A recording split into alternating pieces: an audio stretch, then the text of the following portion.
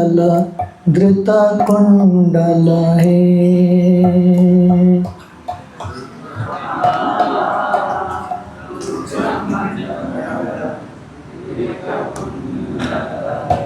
श्रित कमला कुच मंडल धृत कुंडल है।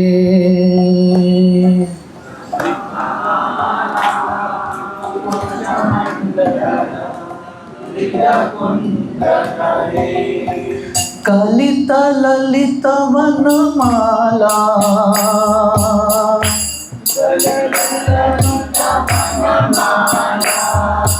कलित ललित वनमाला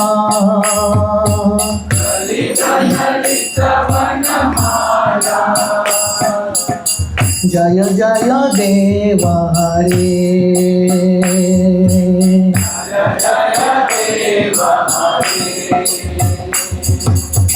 जय जय देव हरे।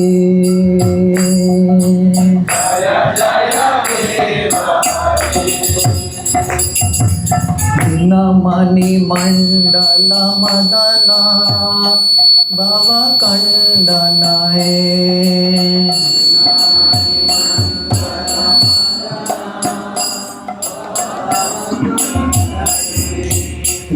मणि मंडल मदना भव कंदन है।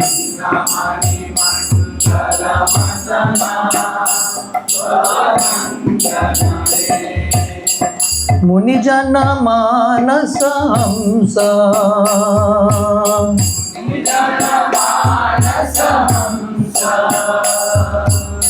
मुनिजन मानस हंस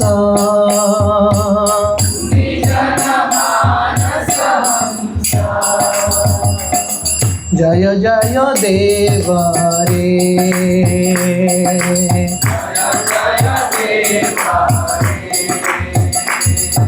जय जय देव हरे।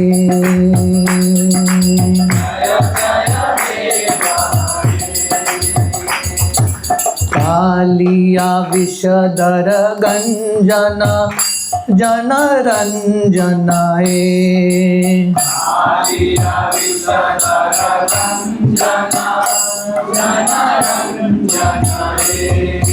कालिया विषधर गंजन जनरंजन है।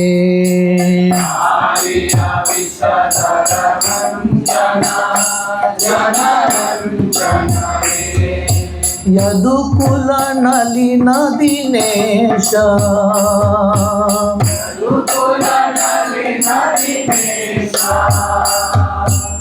यदुकुल नलिन दिनेश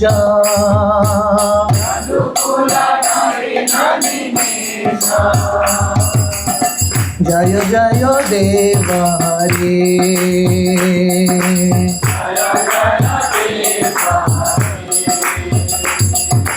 जय जय देव हरे।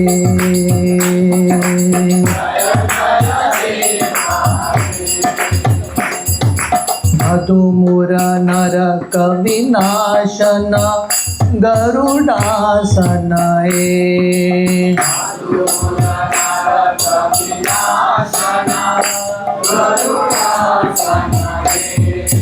मधुमुर नरक विनाशन गरुडासन है।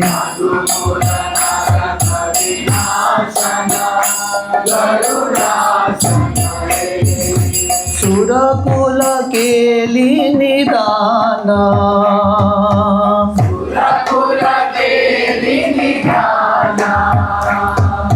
सुरकुल केली निदान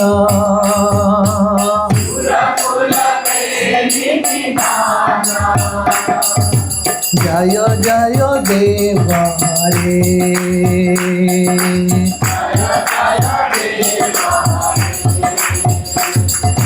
जय जय देव हरे।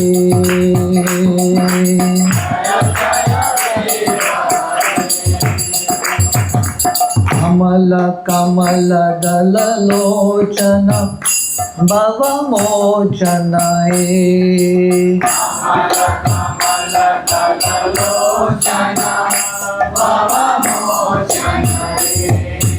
अमल कमल दल लोचना भवमोचनाय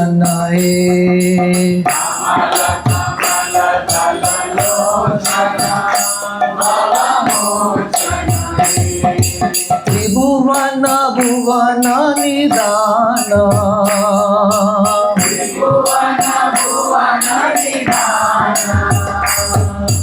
त्रिभुवन भुवन निदान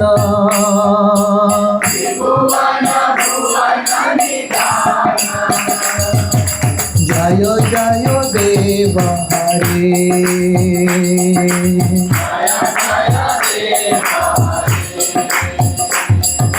जय जय देव हरे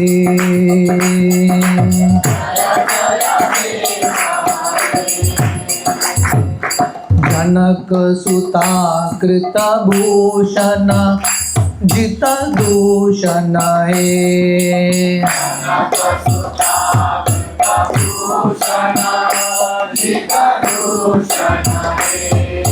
जनक सुता कृत भूषण जित दूषण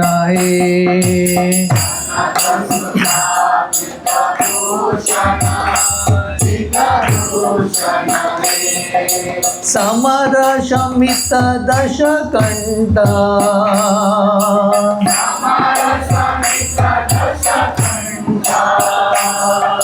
समर शमित दश कंठ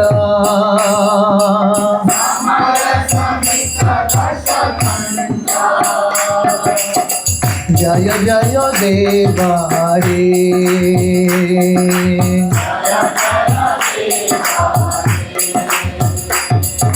जय जय देव हरे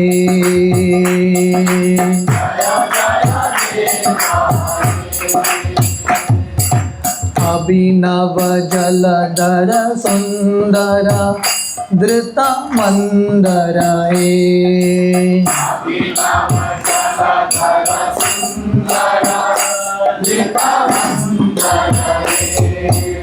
अभिनव जलधर सुंदर धृत मंदर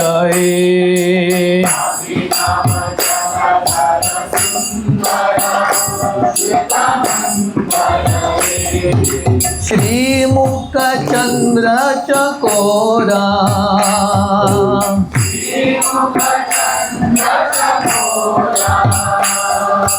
श्रीमुख चंद्र चकोरा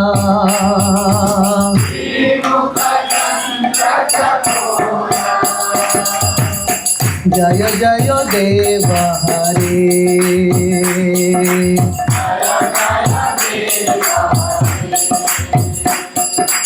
जय जय देव हरे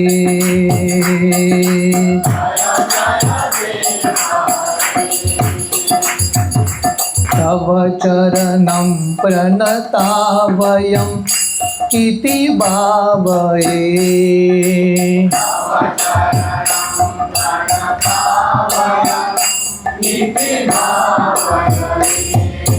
तव चरणं प्रणता वयं इति भावये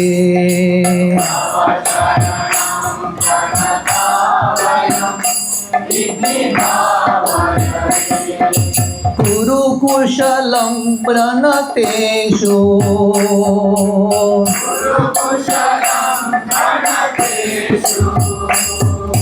कुरुकुशलं प्रणतेषु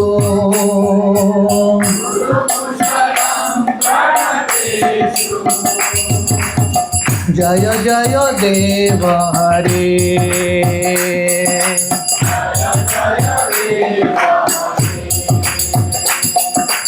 जय जय देव हरे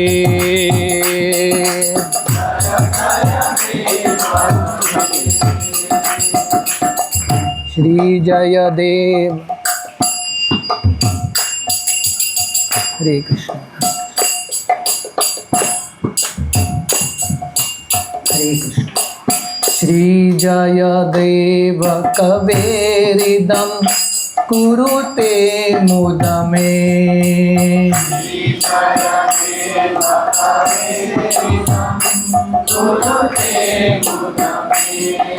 श्री जयदेव कवेरिदं कुरुते मुदमे।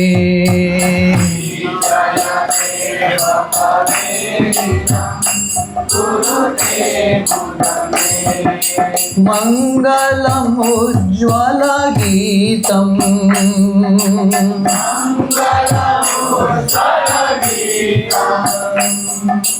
मंगलमुज्ज्वल गीतं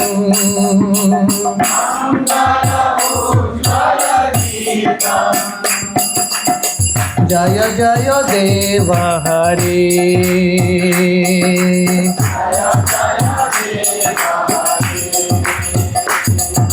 जय जय देव हरे।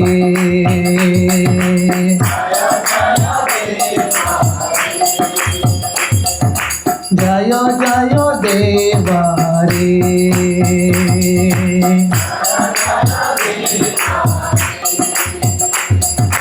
जय जय देव हरे।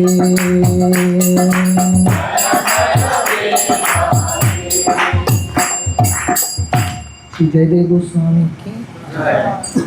Can we sing one more song और एक छोटा भजन गाएं? Will sing one more song then we will stop.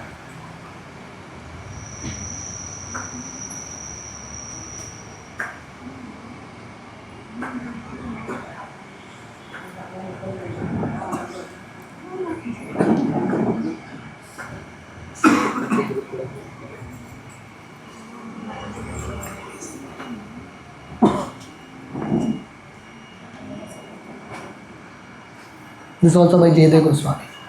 हे गोविंद हे गोपाल केशव माधव दीन दयाल।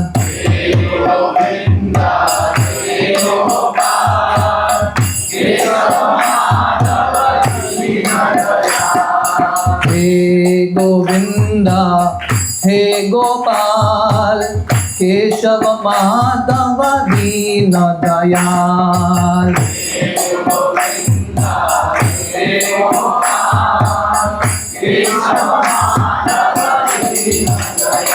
तुम्ही परम दयाल प्रभु परम दयाल केशव माधव दीन दयाल।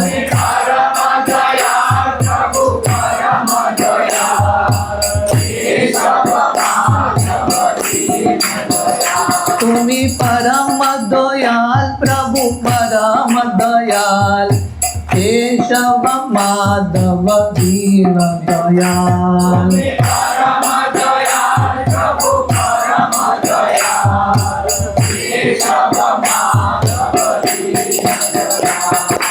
हे गोविंद हे गोपाल केशव माधव दीन दयाल।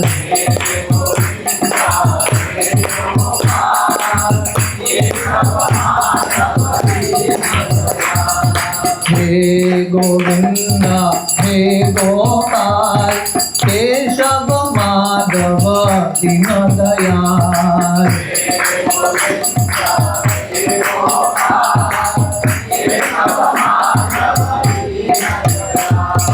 सीता बसन परी मयूरे रसिक दरी मुरली रागानी तुले बोले राधा नाम।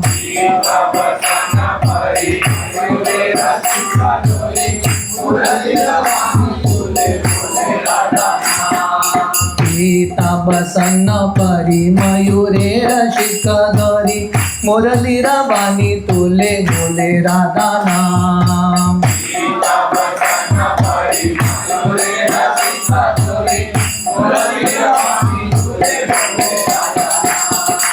हे गोविंद हे गोपाल केशव माधव दीन दयाल।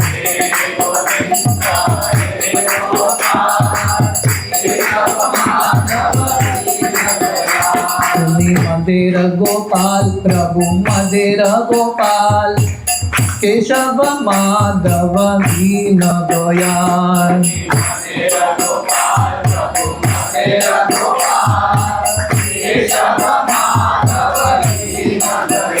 तुम्ही मदिर गोपाल प्रभु मदिर गोपाल केशव माधव दीन दयाल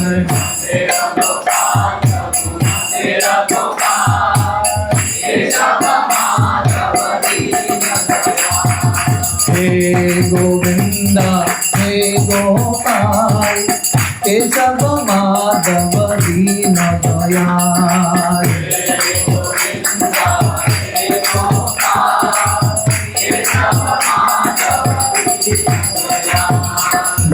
भय भंजन श्री मधुसूदन विपद भंजन तुम्ही नारायण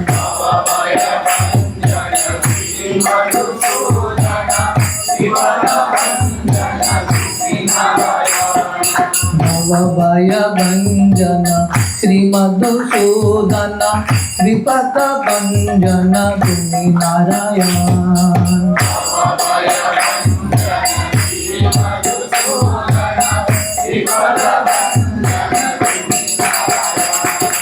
हे गोविंदा हे गोपाल केशव माधव दीन दयाल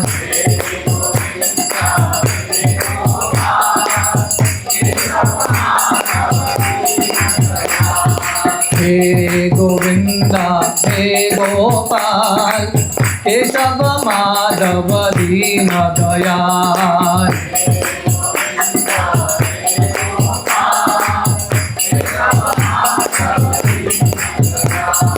हे गोविंदा हे गोपाल केशव माधव दीन दयाल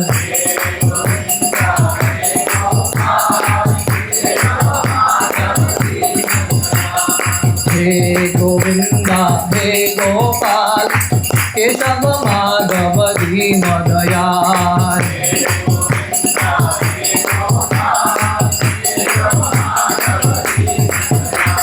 हे गोविंदा हे गोपाल केशव माधव दीन दयाल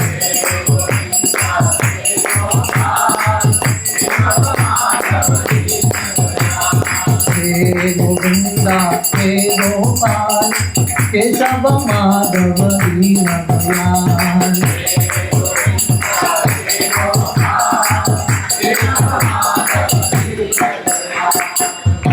हे गोविंदा हे गोपाल केशव माधव दीन दयाल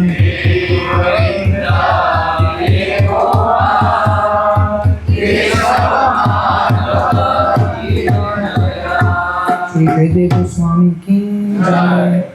ओम ज्ञानतिमिरन्धस्य ज्ञानाञ्जनशलाकया चक्षुरुन्मिलितं येन तस्मै श्रीगुरवे नमः। श्रीचैतन्यमनोभीष्टं स्थापितं येन भूतले स्वयं रूप कदा मह्यं ददाति स्वपदान्तिकं। वन्देऽहं श्रीगुरो श्रीयुतः पदकमलं श्रीगुरुन् वैष्णवांश्च श्रीरूपं साग्रजातां सहगना रघुनाथान्वितं तं सजीवं साद्वैतं सावधूतं परिजनासहितं कृष्णचैतन्यदेवं श्रीराधा कृष्णपादान् सहगना ललिता श्रीविशाखान्वितंश्च। नमो ओं विष्णुपादाय कृष्णप्रेष्ठाय भूतले श्रीमते भक्तिवेदांत स्वामी इति नामिने। नमस्ते सरस्वती देवे गौरवाणी प्रचारिणे निर्विशेष शून्यवादे पाश्चात्यदेशतारिणे। वंचाकल्पतरुभ्यश्च कृपा सिन्धुभ्येव च पतितानां पावनेभ्यो वैष्णवेभ्यो नमो नमः। जय श्री कृष्ण चैतन्य प्रभु नित्यानंद श्री अद्वैत गदाधर श्रीवासादि गौर भक्त वृंदा। हरे कृष्णा कृष्णा कृष्णा हरे हरे, हरे राम राम राम हरे हरे। हरे कृष्णा। तो सर्वप्रथम अर्जुन प्रिया प्रभु और सभी पोंडा के भक्तों का बहुत बहुत धन्यवाद। उन्होंने इतना सुंदर प्रोग्राम आयोजित किया और आप सब भक्तों का भी धन्यवाद। आप लोग इतने बड़ी संख्या में यहाँ पे आए ये विषय के बारे में श्रवण करने के लिए। तो आज हम जनरली हम जो भी प्रवचन देते हैं शिला प्रभुपाद की पुस्तकों के आधार पे होता है, पर क्योंकि ये साल जो है परम पूज्य राधानाथ स्वामी महाराज का 75th जन्म ईयर है, द बर्थ ईयर, व्यास पूजा का साल है, इसलिए हमको लगा कि हम महाराज जी के ये बहुत सुंदर किताब जर्नी होम के ऊपर थोड़ा बहुत चर्चा करेंगे। आप में से कितने भक्तों ने राधानाथ स्वामी महाराज का जर्नी होम पुस्तक पढ़ा है? थोड़ा हाथ ऊपर कीजिए। बहुत सारे भक्त हैं। पर महाराज जी ने जब ये जर्नी होम पुस्तक लिखा था, शायद 2007-8 में इस प्रकार रिलीज़ हुआ था, तो समय हमने ये जर्नी होम पुस्तक काफ़ी बांटे थे, पर हमको लगा कि बहुत साल भी हो गए, ऑलमोस्ट लाइक 10-15 ईयर्स नाउ, और महाराज जी का 75th बर्थ ईयर है, तो हमको लगा ये जर्नी होम के बारे में थोड़ा चर्चा भी करेंगे और प्रयास करेंगे जर्नी होम बांटने का। मैं किसी एक भक्त को बता रहा था, प्रभु जी को, कि मेरे लिए पोंडा आना जर्नी होम है। Coming to Ponda is journey home for me. तो हर व्यक्ति एक सफ़र में है। ये जर्नी होम का अर्थ क्या है? हर व्यक्ति एक सफ़र में है और हर व्यक्ति घर पहुंचना चाहता है। घर वो स्थान है जहाँ पे व्यक्ति को सुकून मिलता है, प्रेम मिलता है। हर व्यक्ति वो स्थान ढूंढ रहा है या ऐसे लोगों का संग ढूंढ रहा है जो उनको ऐसा घर का अनुभव देंगे। पर शास्त्र वर्णन करते हैं हमारा असली घर है भगवान का धाम। ये हमारा फॉरेन घर जैसा है या फॉरेन दुनिया है। हमको यहाँ पे थोड़ा भ्रमण करना है, करने का प्रयास कर रहे हैं, पर अल्टीमेटली जब हम परेशान हो जाएंगे हमको लगेगा कि एक ही चीज़ हमको संतुष्ट करेगा, वो है भगवान की प्राप्ति, भगवान का सानिध्य। तो महाराज जी का ये जर्नी होम पुस्तक इतना सुंदर है और इसमें साधकों को सीखने के लिए इतने सारे विषय हैं, इसलिए हमने ये सेशन का नाम दिया है द हार्ट ऑफ अ वैष्णव। हम अपने आप को वैष्णव बोलते हैं, एटलीस्ट प्रयास कर रहे हैं वैष्णव बनने के लिए। तो वैष्णव क्या है, वैष्णव के हृदय में क्या गुण होने चाहिए, महाराज जी ये पुस्तक में अपने कहानियों के माध्यम से बहुत सुंदर सीख देते हैं। एक तो महाराज जी का कहानी है, पर इसके जो लेसन्स हैं, एक एक लेसन अगर हम एक भी लेसन पालन करेंगे ना हमारी ज़िंदगी में, हमारी ज़िंदगी सफल हो जाएगा।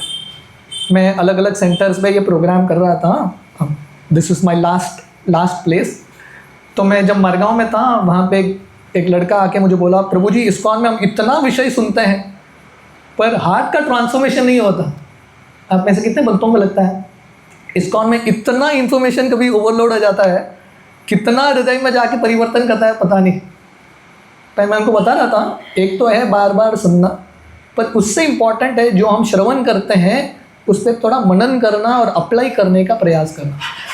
तो ये पुस्तक दिखता है बहुत साधारण, बट बहुत लोडेड है। छोटे छोटे ऐसे सूत्र हैं जो हृदय की गहराई तक जाते हैं, और अगर हम थोड़ा बहुत चिंतन मनन करेंगे, डेफिनेटली ये जो वैष्णव है, वो जो टाइटल है, हम एक्चुअली बोल सकते हैं we are somewhat at least on that level of being a Vaishnav. तो जैसे मैं बता रहा था, ये जर्नी होम में बहुत सारे कहानियाँ हैं, बहुत सारे लेसन्स हैं। तो मैं बहुत सारे सेंटर्स में घूम के आया हूँ, this is the last place. तो मैंने already run through the whole story and many lessons. One last section is left. तो मैं फिर से शुरुआत से नहीं करूँगा, I will not do it again, but I start at a certain point, और टाइम रहा तो I will go back and touch some very important lessons. Is it okay? तो आज जहाँ से, सो बेसिकली कहानी इस प्रकार है, जहाँ पे हम पहुँचे हैं ये कथा में। महाराज जी अमेरिका के एक लड़के हैं जिनका नाम है रिचर्ड स्लैविन। 19 साल का लड़का, वो घर के बाहर निकलता है क्योंकि समर वेकेशन था। वो और उसका दोस्त गैरी मिलके सोचते हैं अभी समर वेकेशन में थोड़ा भ्रमण करके आते हैं। तो अमेरिका से यूरोप जाते हैं, और उन्होंने घर में बोला था कि हम 2 महीना जाके वापस आएंगे। तो ये तरीका है बाहर निकलने का। अगर कोई घर में बोलेगा तो मैं 2 साल के लिए बाहर जा रहा हूँ, कोई परमिशन नहीं देगा। तो बाहर निकलने का तरीका क्या है? बोलना कि 2 महीना जाके वापस आऊँगा। घर से परमिशन ले लिया, 2 महीना होने के बाद उनको समझ में आया कि उनका समर वेकेशन तो कंप्लीट हुआ है, कॉलेज वापस जाने का समय है, पर उनको इतना अनुभव मिल रहा था ज़िंदगी के अलग अलग लोगों से मिलके, अलग अलग जगह जाके वो लोग अपना सफ़र कंटिन्यू करते रहे। मार्ग में बहुत सारे अड़चन आए, बहुत सारे चुनौतियाँ आए, फिर भी ये जो 19 साल का लड़का है रिचर्ड स्लेवन, उसके पास एक बहुत सिंसियर डेडिकेशन और फोकस था। तो ये पूरे कथा का ये एक सार है, एक सूत्र जो है, कांस्टेंट एक थ्रेड है, सिंसियर डिज़ायर। क्योंकि एक प्रामाणिक इच्छा था, ये लड़का आगे चलता गया। तो ऐसा है, अलग अलग स्थान में, अफ़गानिस्तान, पाकिस्तान, इस प्रकार होते होते वो भारत आते हैं। और भारत में भी बहुत सारे साधु संत से मिलते हैं, भारत के अलग अलग भाग में प्रयास करते हैं। महाराज जी गोवा भी आते हैं, है कि नहीं? और गोवा में आके उनको अनुभव भी होता है, भगवान से प्रार्थना कर रहे हैं। गोवा आने से पहले ही महाराज बॉम्बे में थे, और बॉम्बे में पहले बार वो शिला प्रभुपाद से मिलते हैं क्रॉस मैदान में, और प्रभुपाद ने उनको कृष्णा बुक दिया था। तो महाराज जी गोवा के कलंगुट बीच में बैठ के 7-8 दिन महाराज जी कृष्णा बुक पढ़ रहे थे। तब तक उन्होंने महामंत्र सुना था, महामंत्र का जप कर रहे थे, ध्यान कर रहे थे, और इस प्रकार महाराज जी अलग अलग भ्रमण करते हैं। So I will start at a certain point and then we will see how far we reach. Maharaj ji Goa से अलग अलग स्थान पे जाते, दिल्ली में जाके महाराज जी प्रयाग पहुंचते हैं। हम सब जानते हैं प्रयाग बहुत इम्पॉर्टेंट स्थली है, प्रयागराज तीर्थों का तीर्थराज माना जाता है प्रयाग। क्यों? क्योंकि वहाँ पे गंगा, यमुना, सरस्वती का संगम है, 3 सबसे प्रमुख नदियाँ। तो महाराज जी इतने खुश हो जाते हैं इन नदियों का संगम प्राप्त करके, दर्शन करके। तो महाराज जी गंगा यमुना के तट पे बैठ जाते हैं, और जब वो बैठते हैं वो देखते हैं, ये बहुत फेमस कथा है, महाराज जी अपने वीडियोस में बहुत बार बोलते हैं, very often Maharaj tells the story. तो महाराज जी बताते हैं, एक ईगल था, एक बांझ, जो धीरे धीरे नीचे उतरने लगता है, और महाराज जी लगभग उसके आंखों को देख पा रहे हैं, और ये नीचे उतर के बिल्कुल पानी में छलांग लगाता है, और अपने पैरों से एक बड़े मछली को उठा के लेके जाता है। तो महाराज जी उस समय विचार कर रहे थे कि कैसे ये जो मछली है, उसको पता नहीं था ये उसका अंतिम दिन होने वाला है। ऐसा नहीं कि ये ईगल ने एक मैसेज भेजा, तैयार रहो मैं आऊँगा, है कि नहीं? नो नोटिस, सडनली उन्होंने आक्रमण कर दिया। तो ये मछली को पता नहीं उसका अंतिम दिन है, पर मछली का अंतिम दिन हो गया, मछली मर जाती है। तो महाराज जी विचार कर रहे थे, हम सबकी ज़िंदगी में ऐसे जो विपदा है, ऐसे जो कठिनाई है, कभी परेशानी के रूप में, कभी एक बहुत बुरे समाचार के रूप में, या मृत्यु के रूप में कभी भी आ सकता है। तो हम सबको ज़िंदगी में, स्पिरिचुअल लाइफ में थोड़ा गंभीर बनने की आवश्यकता है। शास्त्र वर्णन करते हैं, निश्वासे नाहि विश्वास कदा रूढ़ो भविष्यति, कीर्तनीय मतो बाल्याद हरेर नामैव केवलम। कब वो अंतिम सांस आएगा पता नहीं। ये मछली को पता नहीं था उसका अंतिम दिन है, रेगुलर दिन की तरह जी रही थी, स्विम कर रही थी, उसको पता नहीं this is going to be the last day. तो हमारा अंतिम दिन, हम सबकी ज़िंदगी में अंतिम दिन कैसे दिखेगा? रेगुलर दिन की तरह ही दिखेगा, कुछ अलग नहीं होने वाला है। It will be like a regular day, but एक regular day will be the final day. तो महाराज जी विचार कर रहे थे कि हमको ज़िंदगी में गंभीर बनने की आवश्यकता है, ये जानना है कि मृत्यु कभी भी आ सकता है। ज़िंदगी में, स्पिरिचुअल लाइफ में सीरियस बनने का तरीका है, एक आई जो है, एक दृष्टि मृत्यु पे रखो, और दूसरा दृष्टि हरि नाम पे ऑटोमेटिकली आएगा, right? When you focus on death, automatically you become serious in chanting. दूसरा सीख महाराज सीखते हैं, महाराज विचार कर रहे थे, अगर ये मछली थोड़ी और गहराई में स्विम करती थी तो शायद ये बांझ जो है, ये ईगल उसको उठाता नहीं था। तो वैसे हम सबकी ज़िंदगी में, क्योंकि हम सुपरफिशियल जीते हैं, सुपरफिशियल मतलब बाह्य अवस्था में जीते हैं, अलग अलग कठिनाइयाँ आके हमको परेशान करते रहते हैं, हम विचलित होते रहते हैं। तो कठिनाई तो डेफिनेटली आने वाला है, पदम पदम यद विपदाम न तेषाम। ये ज़िंदगी के कष्ट से कोई बच नहीं सकता, पर अगर हमको ये ज़िंदगी के कष्टों में भी एक सुख का, एक शांति का अनुभव करना है, थोड़ा एक गहराई में जाने की आवश्यकता है। We have to go deeper. ISKCON में भी दो तरीके हैं इस्कॉन में रहने का, एक है सुपरफिशियल लेवल और एक है in depth. Chanting superficial level में हो सकता है करने के लिए, और चैंटिंग डीपली हो सकता है। व्यक्ति पुस्तक सुपरफिशियल पढ़ सकता है, पढ़ने के लिए पढ़ लिया पर कुछ समझ में नहीं आया। दूसरा है वही पुस्तक को थोड़ा डीपली पढ़ने का प्रयास करो। तो हर चीज़ में एक अनुभव करना है भगवान के सानिध्य का, एक शांति का, तो एक सोल्यूशन का, तो गहराई में जाने की आवश्यकता है। तो महाराज जी ये प्रसंग से ये सीखते हैं। तो क्योंकि गंगा यमुना का संगम था तो नेचुरली मन में भाव उठता है स्नान करो, क्योंकि संगम में गंगा यमुना नदी अकेले ही पवित्र है, संगम जो है बहुत ज़्यादा पवित्र है। तो महाराज जी अपना वस्त्र रखते हैं और नदी में स्नान करने के लिए जाते हैं। जब स्नान करके बाहर निकल रहे थे उनको समझ में आया वो जो रेत था क्विक सैंड था, एक दलदल था, दलदल में फंस गए। जितना वो अपने आप को बाहर निकालने का प्रयास कर रहे हैं उतना दलदल उनको धस रहा है और अंदर जा रहा है। जितना जोर से बाहर प्रयास कर रहे हैं निकलने का और दलदल उनको अंदर खींच रहा है। आजू बाजू कोई नहीं, क्योंकि प्रयाग में कुंभ मेला के समय लोग आते हैं, नहीं तो खाली ही रहता है। महाराज जी जोर जोर से चिल्ला रहे हैं, कोई नहीं। तो एक झाड़ उनको दिखाई देता है, कांटे का झाड़। महाराज जी को समझ में आता है ये झाड़ मुझे बचाने वाला है शायद। तो महाराज जी झाड़ को पकड़ते हैं, पूरे शक्ति के साथ शरीर को बाहर निकालने का प्रयास करते हैं, झाड़ ही बाहर आ जाता है। झाड़ भी चला गया, उनको हाथों में भी पूरा खून बह रहा है। तो महाराज जी को समझ में नहीं आ रहा था क्या करें। तो उस समय महाराज जी क्या करते हैं, थोड़ा शांत हो जाते हैं। ही बिकम्स अ लिटिल पीसफुल। तो महाराज जी विचार कर रहे थे जब मैं शांत हो रहा हूँ ये दलदल जो है उतने तीव्रता से मुझे खींच नहीं रहा है, वो भी शांत हो गया। वो हलचल, वो विचलित हो रहे हैं, दलदल भी विचलित हो रहा है। वो शांत हो गए, दलदल भी शांत हो गया। तो महाराज जी तुरंत शांत हो जाते हैं। और इससे क्या होता है, सोल्यूशन तो नहीं आता पर एटलीस्ट उनको समय मिलता है सोचने के लिए। और महाराज जी धीरे धीरे अपना शरीर अभी स्ट्रेट था उनका, धीरे धीरे दलदल के ऊपर सो जाते हैं, लेट जाते हैं दलदल के ऊपर और धीरे धीरे बाहर निकलते हुए नदी में चले जाते हैं। It just comes out। तो ये लेसन है, महाराज जी बताते हैं हम सबकी ज़िंदगी में ऐसे परिस्थितियाँ आते हैं जो दलदल की तरह है। आप जितना निकलने का प्रयास करो उतना फंसते जाते हो।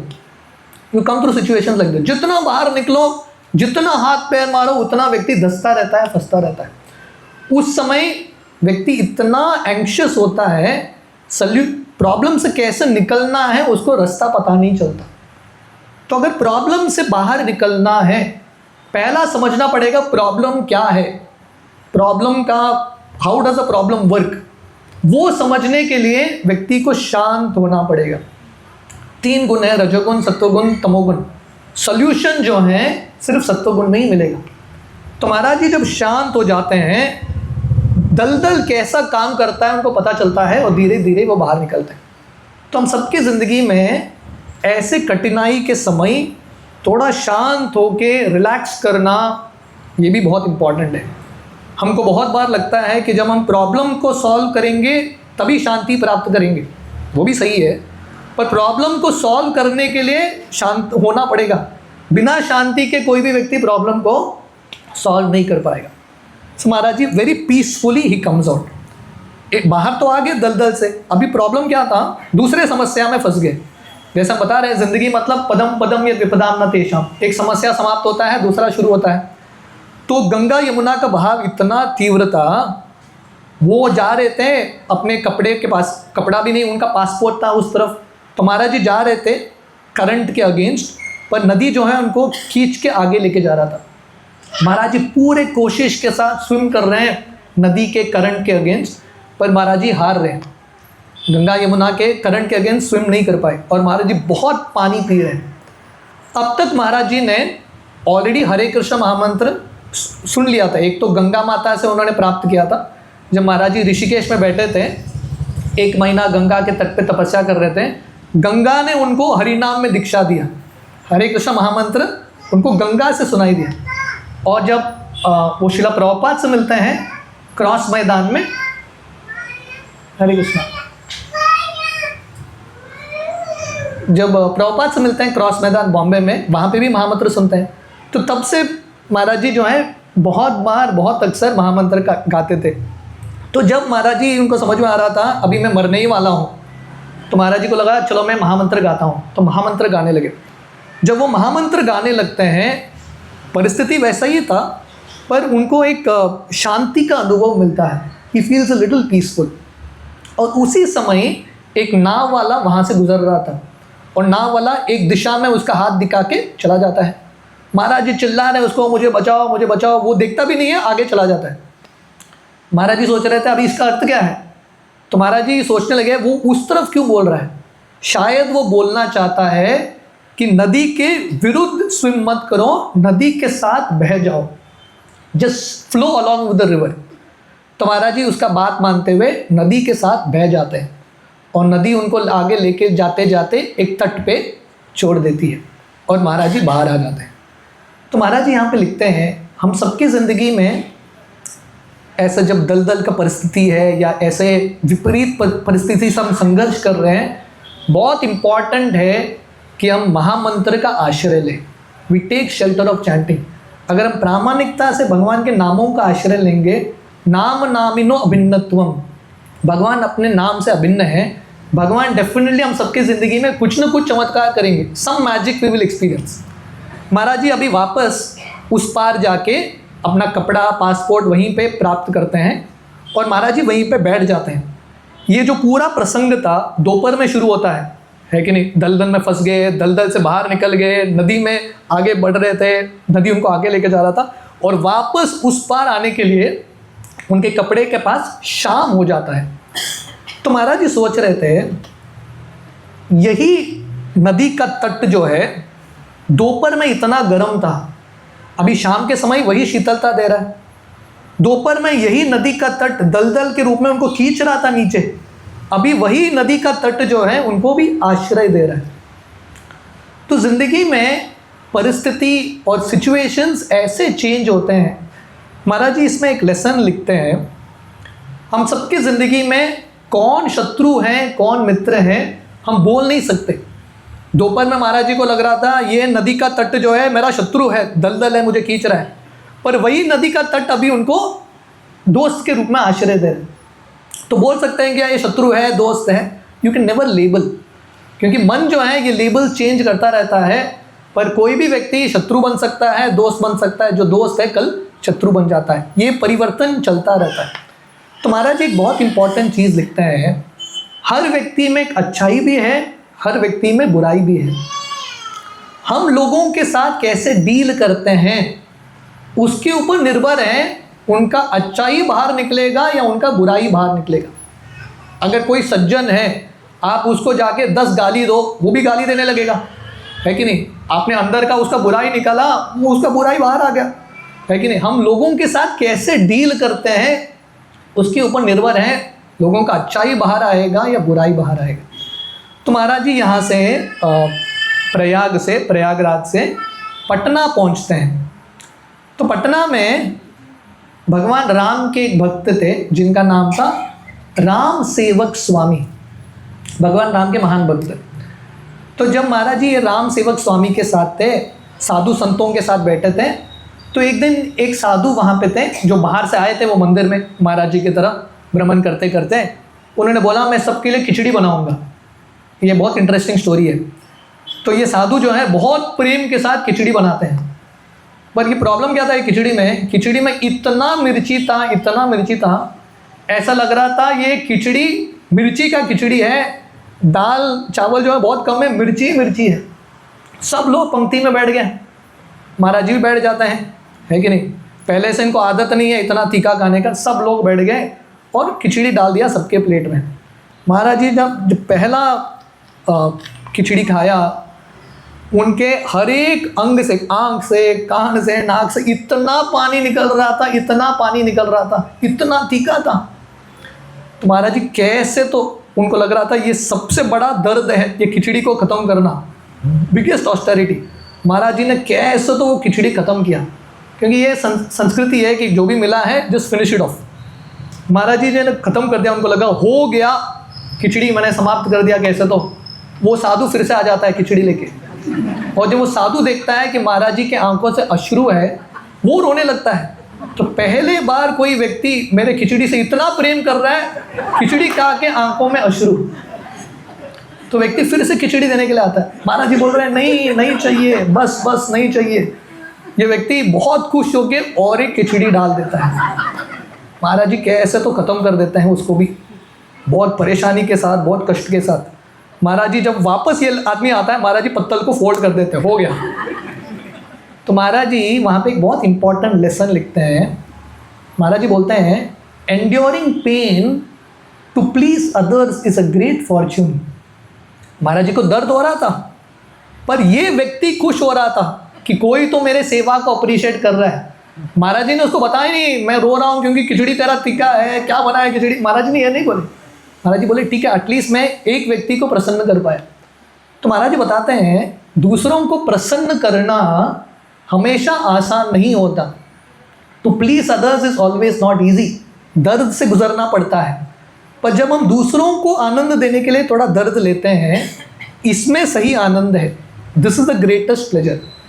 ये महाराज जी जब 19 साल के थे, उनका ये अनुभव था।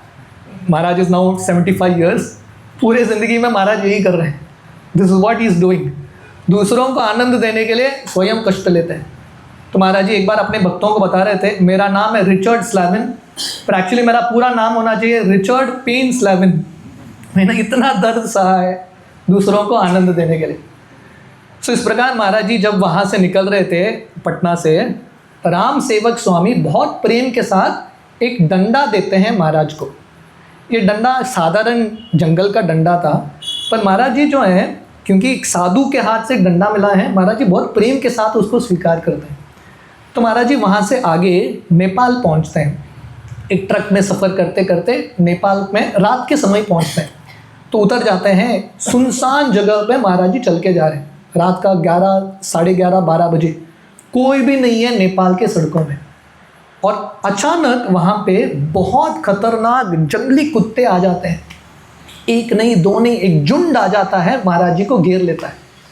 जंगली कुत्ते हैं वेरी वेरी वेरी डेंजरस, बहुत खतरनाक होते हैं, बहुत भूखे होते हैं, किसी को भी खा लेते हैं। तो धीरे धीरे उनको समझ में आ गया ये व्यक्ति अकेला है, कुछ कर नहीं पाएगा, है कि नहीं, अकेले व्यक्ति को घेर लो। तो सब लोग घेरने लगते हैं महाराज को।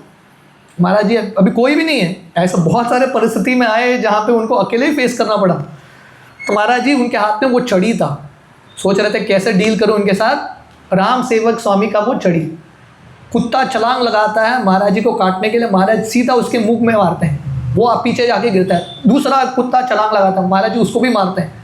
ऐसा एक एक मार रहे थे। तो महाराज जी को लग रहा था मैं जीत रहा हूँ, पर कुत्ते जो हैं और खूंखार बन रहे थे और तीव्रता से अटैक करने लगे। तो महाराज जी सोचने लगे, वो प्रयाग में कैसा तो मैं बच गया, मरने वाला था वहाँ पे बच गया, आज मैं मरने वाला हूँ, आज मैं कुत्तों का काना बन के मरने वाला हूँ यहाँ पे। तो महाराज जी सोच रहे थे अभी क्या करें। तो उनका पीठ जो है एक दरवाजे पे लगता है। तो महाराज जी बिना देख के वो दरवाजे को तोड़ते हैं, अंदर जाके दरवाजे को बंद कर देते हैं। अंदर एक परिवार था, किसी का घर था। अभी रात को 12 बजे कोई ऐसा सडनली आ जाता है, वहाँ के लोग डर गए, कौन आ गया। वो आदमी वहाँ पे जो घर के जो मालिक थे, उन्होंने तलवार उठाया सीधा मारने के लिए। अभी महाराज जी को हिंदी नहीं आता, ये व्यक्ति को इंग्लिश नहीं आता, कैसे कम्युनिकेट करेंगे। महाराज जी घुटनों के बल पे वहाँ पे गिर गए और अपने आंखों के माध्यम से कन्वे करने का प्रयास कर रहे हैं, मैं मासूम हूँ, बाहर का आवाज़ सुनो क्या चल रहा है। तो व्यक्ति गौर काफ़ी देर तक महाराज जी के आंखों में देखता है, समझ जाता है कि मासूम इंसान है, समस्या में पड़ गया। तो महाराज जी को दूध इत्यादि एक साधु के रूप में उनका सेवा करने लगते हैं। तो महाराज जी वहाँ पे 2 लेसन्स लिखते हैं।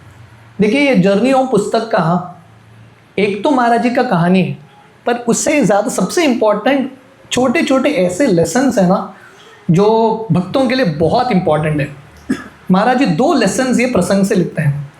महाराज जी पहला चीज़ बताते हैं, हम सबके हृदय में 2 कुत्ते हैं। लैटिन अमेरिकन में ये एक उदाहरण आता है, एक उपमा या एनालॉजी। हम सबके हृदय में 2 कुत्ते हैं, एक अच्छा कुत्ता और एक बुरा कुत्ता। और इन दोनों का झगड़ा चलता रहता है, दैव असुर संग्रह, कांस्टेंट फाइट। तो ये दो कुत्ते में से कौन सा कुत्ता जीतेगा? जो कुत्ते को हमने पाल पोस के बड़ा किया है, मोटा किया है, वही कुत्ता जीतने वाला है। तो अभी हम सबका परिस्थिति क्या है? हम सबके हृदय में जो अच्छा कुत्ता है ना, बहुत दुबला पतला है, पर वो बुरा कुत्ता है ना, बहुत हट्टा कट्टा है। ये कुत्तों की तरह, नेपाल के कुत्तों की तरह आक्रमण करने के लिए आते हैं हमारे ऊपर। तो ये बुरे कुत्ते से बचना है, या बुरे कुत्तों के झुंड से। हम सबके ज़िंदगी में बुरा कुत्ता जो अकेला नहीं आता, एक साथ सब लोग प्रहार करते हैं। तो हमको क्या चाहिए? छड़ी चाहिए। जैसे राम सेवक स्वामी का वो छड़ी मदद किया है। तो ये बुरे कुत्तों से, बुरे अनर्थों से बचना है, तो वो छड़ी चाहिए। वो छड़ी क्या है? Stick of devotees mercy. Ram सेवक स्वामी का वो कृपा था, वो छड़ी, वो कृपा से उन्होंने कुत्तों को मारा और बच गए वो। तो हम सबकी ज़िंदगी में ऐसे अनर्थ हमारे ऊपर प्रहार करते रहते हैं, हमको खाने का प्रयास करते रहते हैं। तो हम सबको भक्तों का वो कृपा का वो छड़ी चाहिए। We need the stick of devotees mercy. जब भक्तों का कृपा होगा तभी हम ये अनर्थों से बच सकते हैं। भक्ति विनोद ठाकुर उनके गीत में बहुत बार लिखते हैं, योग्यता विचारे किचु नाही भाई, तुम्हारा करुणा सार। हे गुरुवर, हे साधु संत जो हैं, हे वैष्णव ठाकुर, मेरे ज़िंदगी में मेरा स्वयं का कुछ योग्यता नहीं है ये अनर्थों से झगड़ा करने का, पर जब भक्तों का कृपा आता है तभी हम ये अनर्थों से बच पाएंगे। तो महाराज जी, इस प्रकार भ्रमण करते करते, मैं जर्नी होम के सब स्टोरीज में नहीं जा रहा हूँ, सब लेसन्स में नहीं जा रहा हूँ, otherwise will just continue on and on. पर मैं संक्षिप्त में I am just telling out some important points. तो महाराज जी ऐसे भ्रमण करते करते वही नेपाल में उनके दोस्त गैरी से वो बिछड़ गए थे। कहाँ पे? ग्रीस में। जैसे मैंने बताया था ना, अमेरिका से दोनों बच्चे निकले थे साथ में, पर ग्रीस में एक जगह था आइल ऑफ क्रेट। वहाँ पे यंग रिचर्ड स्लैविन राधानाथ को आवाज़ सुनाई देता है कि भगवान उनको बोल रहे हैं कि इंडिया जाओ, भारत जाओ। और गैरी को आवाज़ सुनाई देता है, वही भगवान गैरी को बोलते हैं तुम इजराइल चले जाओ। भगवान ने दो दोस्तों को अलग कर दिया, और उस समय SMS नहीं, व्हाट्सएप नहीं, कुछ नहीं, दोनों अलग हो गए। अभी नेपाल में आप इमेजिन करो भगवान का क्या प्लान है। महाराज जी नेपाल में एक खेत में चल रहे हैं, बारिश हो रहा है, और एक आदमी सामने चल रहा है एक छाता लेके। महाराज जी भागे भागे गए वो छाता के नीचे अपने आप को बचाने के लिए, और उनको समझ में आया ये जो आदमी था उनका दोस्त गैरी था, जो वहाँ बिछड़ गया, यहाँ नेपाल के खेत में मिल गया, in the field of Nepal. तो दोनों इतने खुश हो जाते हैं। तो दोनों डिसाइड करते हैं चलो महाराज जी, अब उनको बोलते हैं अभी मैं पहला का रिचर्ड नहीं रहा, थोड़ा साधु जैसा बन रहा हूँ, तू भी आजा मेरे साथ। तो गैरी को भी इंस्पिरेशन आने लगा, वो भी चला गया महाराज जी के साथ। तो दोनों डिसाइड करते हैं कि वो अमरनाथ यात्रा के लिए निकलेंगे। ट्रेन में बैठ जाते हैं। उस समय किसके पास पैसा नहीं है तो ट्रेन में चढ़ जाओ, लोकल ट्रेन में ऐसा भरा हुआ रहता है कचाकच, चढ़ो, जो मैनेज कर सकता है पहुंचेगा। तो ऐसे भरे हुए ट्रेन में अमरनाथ चढ़ जाते हैं। तो इतना भीड़ था, इतना भीड़ था, सांस लेने का जगह भी नहीं है, कोई सांस भी नहीं ले पा रहा, इतना घुटन हो रहा है। तो एक स्टेशन में आके ये ट्रेन रुक जाता है। तो महाराज जी और उनके दोस्त गैरी वो स्टेशन में उतर जाते हैं, थोड़ा सांस लेने के लिए, थोड़ा हाथ पैर को हिलाने के लिए। और वो जब चढ़ रहे थे, ट्रेन जब शुरू हो गया, वो चढ़ने का प्रयास कर रहे हैं, चढ़ने के लिए जगह नहीं, इतने लोग भर जाते हैं, चढ़ने का जगह नहीं। एक कंपार्टमेंट चला गया, दूसरा कंपार्टमेंट, किसी भी कंपार्टमेंट में जगह नहीं, रह गए उधर ही वो स्टेशन में। तो उन्होंने लोगों को पूछा ये कहाँ पे आ गए हम? तो लोग बोलने लगे ये मथुरा है, और आज जन्माष्टमी है, कृष्ण का जन्मदिन। भगवान कृष्ण ने बुला लिया उनको, है कि नहीं? जब कृष्ण बुलाते हैं भगवान का कुछ अलग ही प्लान होता है। तो दोनों साधु संतों के साथ चले गए कृष्ण जन्म स्थान। तो वहाँ पे जाने के बाद वहाँ के लोग उनको बोलने लगे आप इतने दूर आए हो मथुरा, आपको तो वृंदावन देखना ही चाहिए। तो महाराज जी अपने दोस्त गैरी को बोलते हैं तुम कहीं पे रुकना मेरे लिए, मैं थोड़े दिन वृंदावन जाके वापस आऊँगा, साथ में मिलेंगे। तो महाराज जी वृंदावन चले जाते अकेले। वृंदावन जब पहुँचते हैं, उनको एक थोड़े दिन वृंदावन के तट में, यमुना के तट में रुकते हैं, उनको एक बहुत डेंजरस बीमारी, टाइफॉइड जैसे बीमारी हो जाता है। और डॉक्टर के पास जाते हैं डॉक्टर उनको बोलते हैं 1 महीना यहाँ से निकलना नहीं, रोज़ आना मेरे पास ट्रीटमेंट लेने के लिए। तो महाराज जी का दोस्त फिर से रह गया गैरी, और महाराज जी 1 महीना वृंदावन धाम में रुक गए। और जैसे वो वृंदावन धाम में रुक जाते हैं, वृंदावन जो है उनको लगभग लगने लगता है यही मेरा घर है, यही जगह को मैं ढूंढ रहा था, है कि नहीं। प्रभुपाद बहुत बार भागवतम के तात्पर्य में प्रभुपाद लिखते हैं परपोर्ट्स में, जब हम धाम जाते हैं हमको एक्चुअल अपने असली घर का एक झलक मिलता है।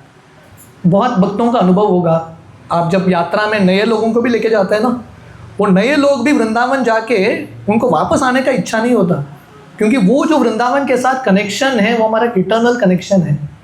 महाराज जी का प्रेम धीरे धीरे वृंदावन के प्रति, ब्रजवासियों के प्रति, कृष्ण के प्रति धीरे धीरे और बढ़ने लगता है। तो इस प्रकार महाराज जी अलग अलग जगह पे जाते जाते शिला प्रभुपाद के गुरु भाई थे जिनका नाम था बॉन महाराज, भक्ति सिद्धांत सरस्वती के बहुत सीनियर डिसाइपल। तो उनके आश्रम में महाराज जी पहुँच जाते हैं और वहीं पे उनको उनके एक दोस्त मिलते हैं, अमेरिकन एक दोस्त थे उनके, असीम कृष्ण, जो बॉन महाराज के डिसाइपल थे।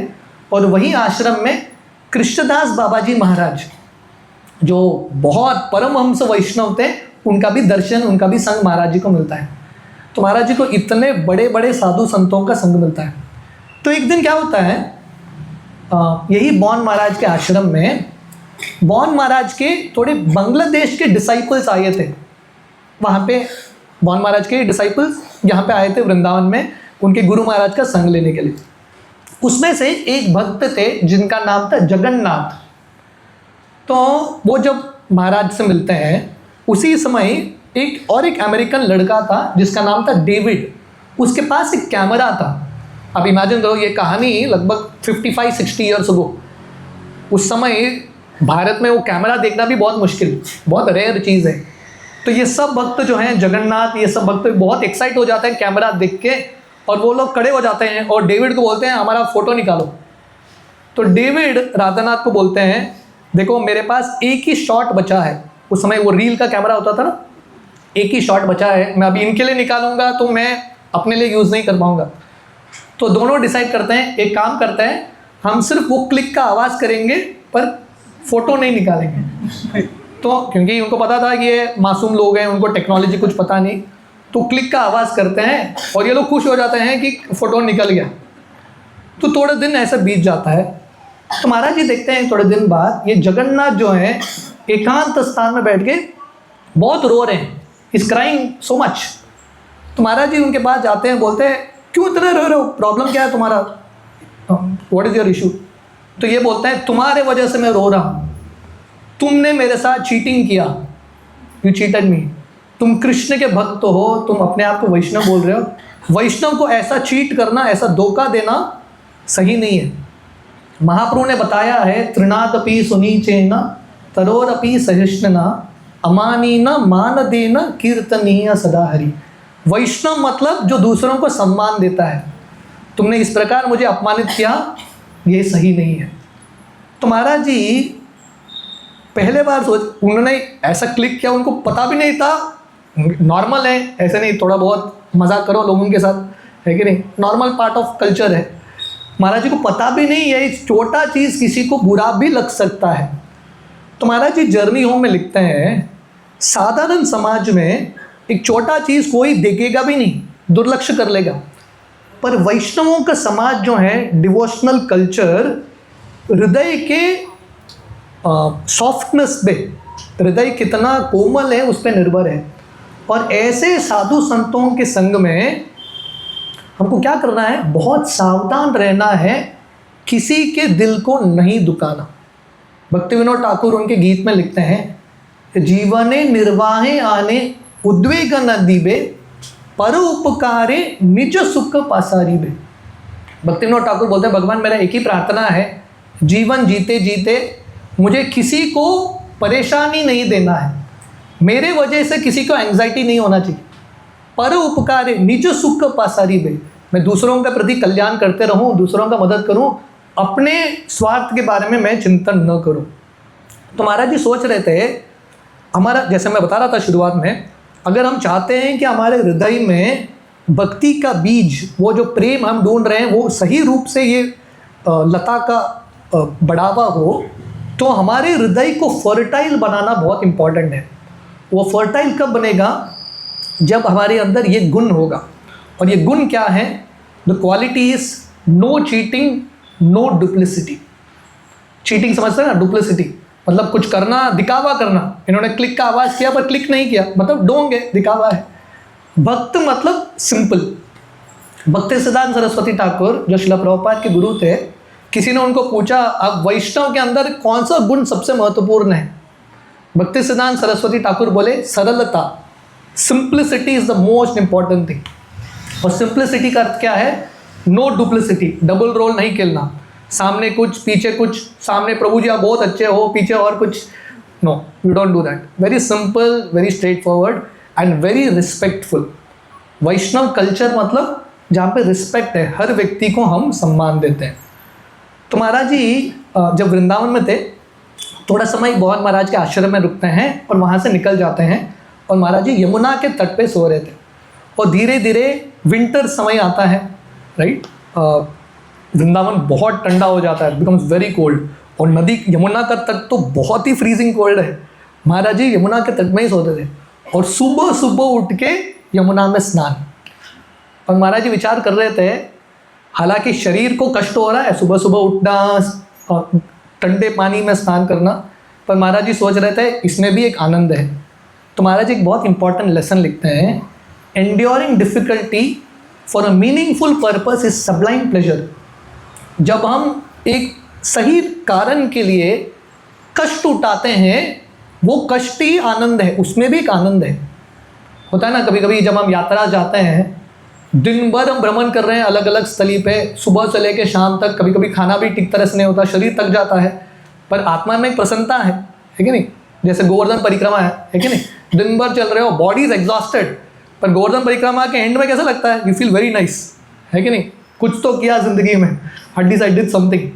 सो enduring difficulty for a meaningful purpose, वो पर्पस सही होना बहुत इंपॉर्टेंट है। भक्ति Vinod Thakur, same principles you will find in Acharya song. भक्ति विनोद ठाकुर बताते हैं, भगवान की सेवा में, भगवान की भक्ति में दुख भी एक सुख है, even misery is actually happiness. तो महाराज जी इस प्रकार वृंदावन में अलग अलग साधु संतों से मिलते हैं, नीम करोली बाबा से मिलते हैं। और एक साधु थे जिनका नाम था श्रीपाद बाबा। ये श्रीपाद बाबा जो थे वो कब प्रकट होते थे, कब अदृश्य हो जाते थे, पता ही नहीं। और जब भी आते थे, जनरली कोई आता है तो क्या पूछेगा, आप कैसे हो? श्रीपाद बाबा आते थे, कुछ बोल के सडनली गायब हो जाते थे, राइट। और उनको एग्जैक्टली, स्पेशली राधानाथ महाराज और उनके दोस्त असीम कृष्णदास भ्रमण कर रहे थे, उनको एग्जैक्टली पता था ये लोग कहाँ पे है, वहाँ पे पहुँच जाते थे। और श्रीपाद बाबा उनको ऐसे ऐसे स्थली लेके जाते हैं वृंदावन में जहाँ पे कोई नहीं जाता था, जिसके बारे में किसी को पता नहीं था। तो श्रीपाद बाबा एक बार यंग रिचर्ड, ये जो नौजवान रिचर्ड है, राधानाथ और असीम कृष्णदास, उनको एक साधु से मिलाते हैं। और ये साधु जो था सितार का बहुत बड़ा एक्सपर्ट था। उस समय 1970s में एक बहुत सितार के बहुत बड़े म्यूजिशियन थे जिनका नाम था रविशंकर। आप लोगों ने सुना है, in 1970s very famous. George Harrison, Beatles इत्यादि रविशंकर से आके मिलते थे। तो ये जो साधु थे, जिन गुरु से रविशंकर ने सीखा था सितार, ये साधु ने भी वही गुरु से सीखा था। और ये साधु का भी जो स्किल था लगभग रविशंकर के स्किल की तरह था। पर ये साधु ने क्या किया, सब छोड़ के वृंदावन में बैठ गए और वो सितार सिर्फ बजाते थे कृष्ण के आनंद के लिए। सामने कोई ऑडियंस नहीं, सिर्फ कृष्ण के लिए बजाते थे। एक्चुअल म्यूजिक जो है भगवान की सेवा में प्रयोग होना चाहिए, नाम कमाने के लिए ये म्यूजिक नहीं है। तो महाराज जी पहला चीज़ उनके पुस्तक जर्नी होम में लिखते हैं, ये ऐसा व्यक्ति है जो इतना फेमस हो सकता था पूरी दुनिया में, सब त्याग दिया उसने, किसके लिए? वृंदावन नाम की प्राप्ति करने के लिए। तो महाराज जी समझ गए कि भगवान कृष्ण की प्राप्ति करनी है तो ये जो नेम फेम है उसको छोड़ना है, और कृष्ण के, हमारे नेम फेम के पीछे नहीं भागना है, कृष्ण के नेम फेम के पीछे भागना है। हमको फेमस करने का प्रयास नहीं करना है, भगवान कृष्ण को और फेमस करने का प्रयास करना है। So this is the first lesson Maharaj learn. और जैसे महाराज श्रीपाद बाबा, असीम कृष्णदास, 2-3 लोग वहाँ पे बैठे थे और ये साधु जो हैं सितार ऐसे बजा रहे थे, उनका पुकार जो है कृष्ण के लिए ये सितार के माध्यम से, ये सितार के ध्वनि से आ रहा था।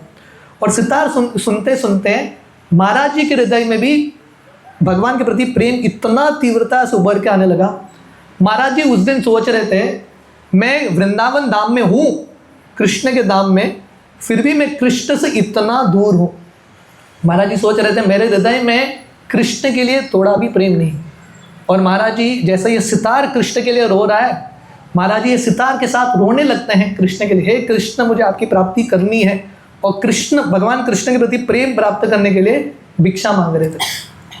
तो हम सबकी ज़िंदगी में अगर हमको भगवान कृष्ण का प्रेम प्राप्त करना है, पहला हमारे हृदय झाँक के देखना पड़ेगा हमारे हृदय में कृष्ण के लिए प्रेम है कि नहीं।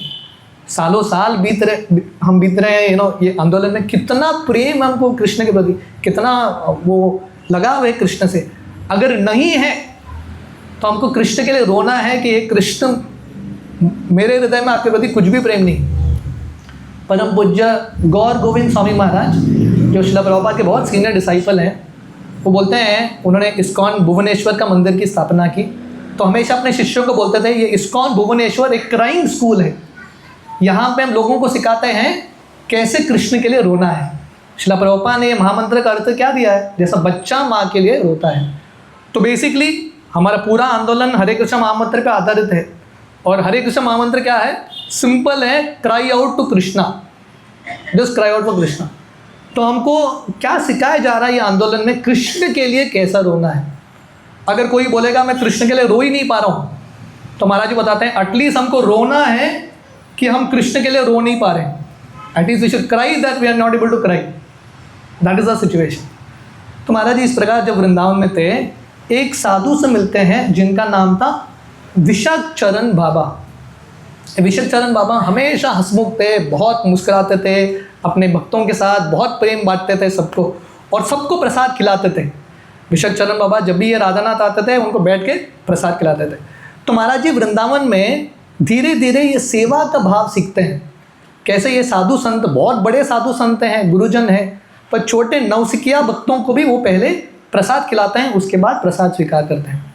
तो एक दिन इसी समय में इंडिया पाकिस्तान का युद्ध होने लगता है, right. I think this is the time where Bangladesh partition, 1970-71 Bangladesh partition. तो पाकिस्तान भी घुस जाता है वो युद्ध में, ऐसा हो रहा है। और न्यूज़ चल रहा है, रेडियो में चल रहा है कि भारत, अमेरिका ने समाचार दिया है कि उनके जितने भी सिटीजन्स हैं, अमेरिकन सिटीजन जो भारत में हैं, उनको तुरंत वापस अमेरिका आना चाहिए। महाराज जी सुन रहे हैं, पर उनको सुन के भी कुछ लगा नहीं, क्योंकि वो भूल गए कि वो अमेरिकन सिटीजन है। उनको लगने लगता है मैं इंडियन सिटीजन हूँ। तो सब साधु संत बोलते हैं अरे ये तुम्हारे लिए है, सावधान रहना, चले जाओ जल्दी। तो उस समय महाराज जी ऑब्जर्व कर रहे थे, ये साधु संत अभी वृंदावन में बैठे हैं, जब वो युद्ध के बारे में सुनते हैं उनके दिल में इतना दुख होता है। कहीं पे युद्ध हो रहा है बांग्लादेश में, कहीं पे, but they are feeling so much pain. तो भक्ति में हम सीखते हैं कैसे कृष्ण के लिए रोना, crying for Krishna, and it is also crying in compassion for others. Radhanath Maharaj के कोट है, महाराज जी बताते हैं जिसके पास कृष्ण प्रेम है वो कृष्ण के लिए भी रोता है और दूसरों के दर्द को देख के भी रोता है। श्रील प्रभुपाद के हृदय में कृष्ण के प्रति बहुत प्रेम था, पर प्रभुपाद वृंदावन में बैठ के सिर्फ कृष्ण के लिए नहीं रो रहे थे।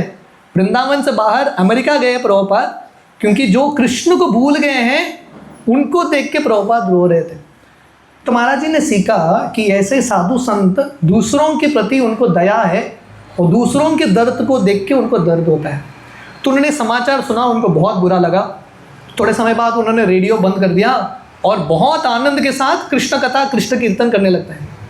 तो महाराज जी जर्नियों पुस्तक में लिखते हैं द वर्च्यू ऑफ बैलेंस। कहने का अर्थ क्या है, हमारे आंदोलन में हम दूसरों के दर्द को देख के रोते हैं और साथ ही साथ आध्यात्मिक मार्ग में एक आनंद भी प्राप्त करते हैं। So it is a balance of crying in compassion and smiling in spiritual absorption. तो ये बैलेंस है कि कैसे ये साधु संत 5 मिनट पहले लोगों के दर्द को देख के रो रहे थे, अभी 5 मिनट बाद कृष्ण कथा सुन के इतने आनंद में हैं। तो महाराज जी जब ऐसा समय बिताते हैं वृंदावन में, श्रीपाद बाबा राधानाथ महाराज को घनश्याम बाबा के साथ मिलाते हैं। प्रैक्टिकली सब भक्तों का ये फेवरेट स्टोरी है महाराज जी का घनश्याम बाबा के साथ ये एपिसोड। तो एक प्रैक्टिकली एक गटर जैसा कुछ था, उसको क्रॉस करके जाना पड़ता था। महाराज जी सोच रहे थे ये कहाँ पे लेके जा रहे हैं, किसी के घर में लेके जाते हैं। और ये घर के जो बाहर का रास्ता है ना, वॉकिंग पाथवे, वहाँ पे एक छोटा सा एक कबर्ड जैसा था, वहाँ पे इनके विग्रह थे, राधा गोपी जन्म वल्लभ। और ये घनश्याम बाबा बूढ़े व्यक्ति वहाँ पे बैठ के अपने विग्रहों की सेवा करते थे। जब महाराज जी पहले बार घनश्याम बाबा से मिलते हैं, उसी दिन से महाराज जी घनश्याम बाबा से इतना प्रेम करने लगते हैं। फर्स्ट डे, जैसे बोलते हैं लव एट फर्स्ट साइट, महाराज जी तुरंत घनश्याम बाबा से इतना प्रेम करते हैं। घनश्याम बाबा कैसे मिलता है पता है? अभी श्रीपाद बाबा उनको लेके आए हैं, ये नया लड़का है रिचर्ड, 19 साल का अमेरिका का लड़का, अभी अभी वृंदावन आया है। जब वो घनश्याम बाबा से मिलते हैं, घनश्याम बाबा इतने खुश होते हैं, अरे तुम कृष्ण के परम मित्र हो। इनको बोल रहे राधानाथ को, तुम कृष्ण के परम मित्र हो, मैं तो राधा रानी का सिर्फ तुच्छ दास हूँ, आप बहुत भाग्यशाली हो, आप मुझे आशीर्वाद देना। घनश्याम बाबा इसको बोल रहे राधानाथ को। महाराज जी का इतना हृदय पिघल जाता है। वो बड़े बड़े साधु संत से मिलकर आए हैं हिमालय में, जिनके पास बड़े बड़े शक्तियाँ थे, पर महाराज जी पहले बार समझ रहे हैं ये जो नम्रता है ये सबसे बड़ा शक्ति है। महाराज जी उस दिन से लगभग रोज आने लगते हैं घनश्याम बाबा से मिलने के लिए। तो घनश्याम बाबा अपने विग्रह को छोड़ के कहीं बाहर नहीं गए, अकेले व्यक्ति थे जो पूरा सेवा कर रहा था। अपने विग्रह को छोड़ के जिंदगी में 50 साल अपने विग्रह को छोड़ के कभी गए नहीं। तो जब भी वो आते थे, घनश्याम बाबा इतने खुश होते थे, हर बार बोलते थे आप कृष्ण के परम मित्र हो, मैं तो कृष्ण का तुच्छ दास हूँ, मेरा पूरा जिंदगी का लक्ष्य है आपका सेवा करना। और ऐसा नहीं कि सिर्फ बोलने के लिए बोलते थे, हृदय से उनके हृदय में स्वाभाविक ऐसा नम्रता था। तो थोड़े लोग घनश्याम बाबा को 4-5 व्रज रोटी देते थे, व्रज रोटी और गुड़। बाबा जी जो हैं अपने विग्रह को अर्पण करते थे और रखते थे।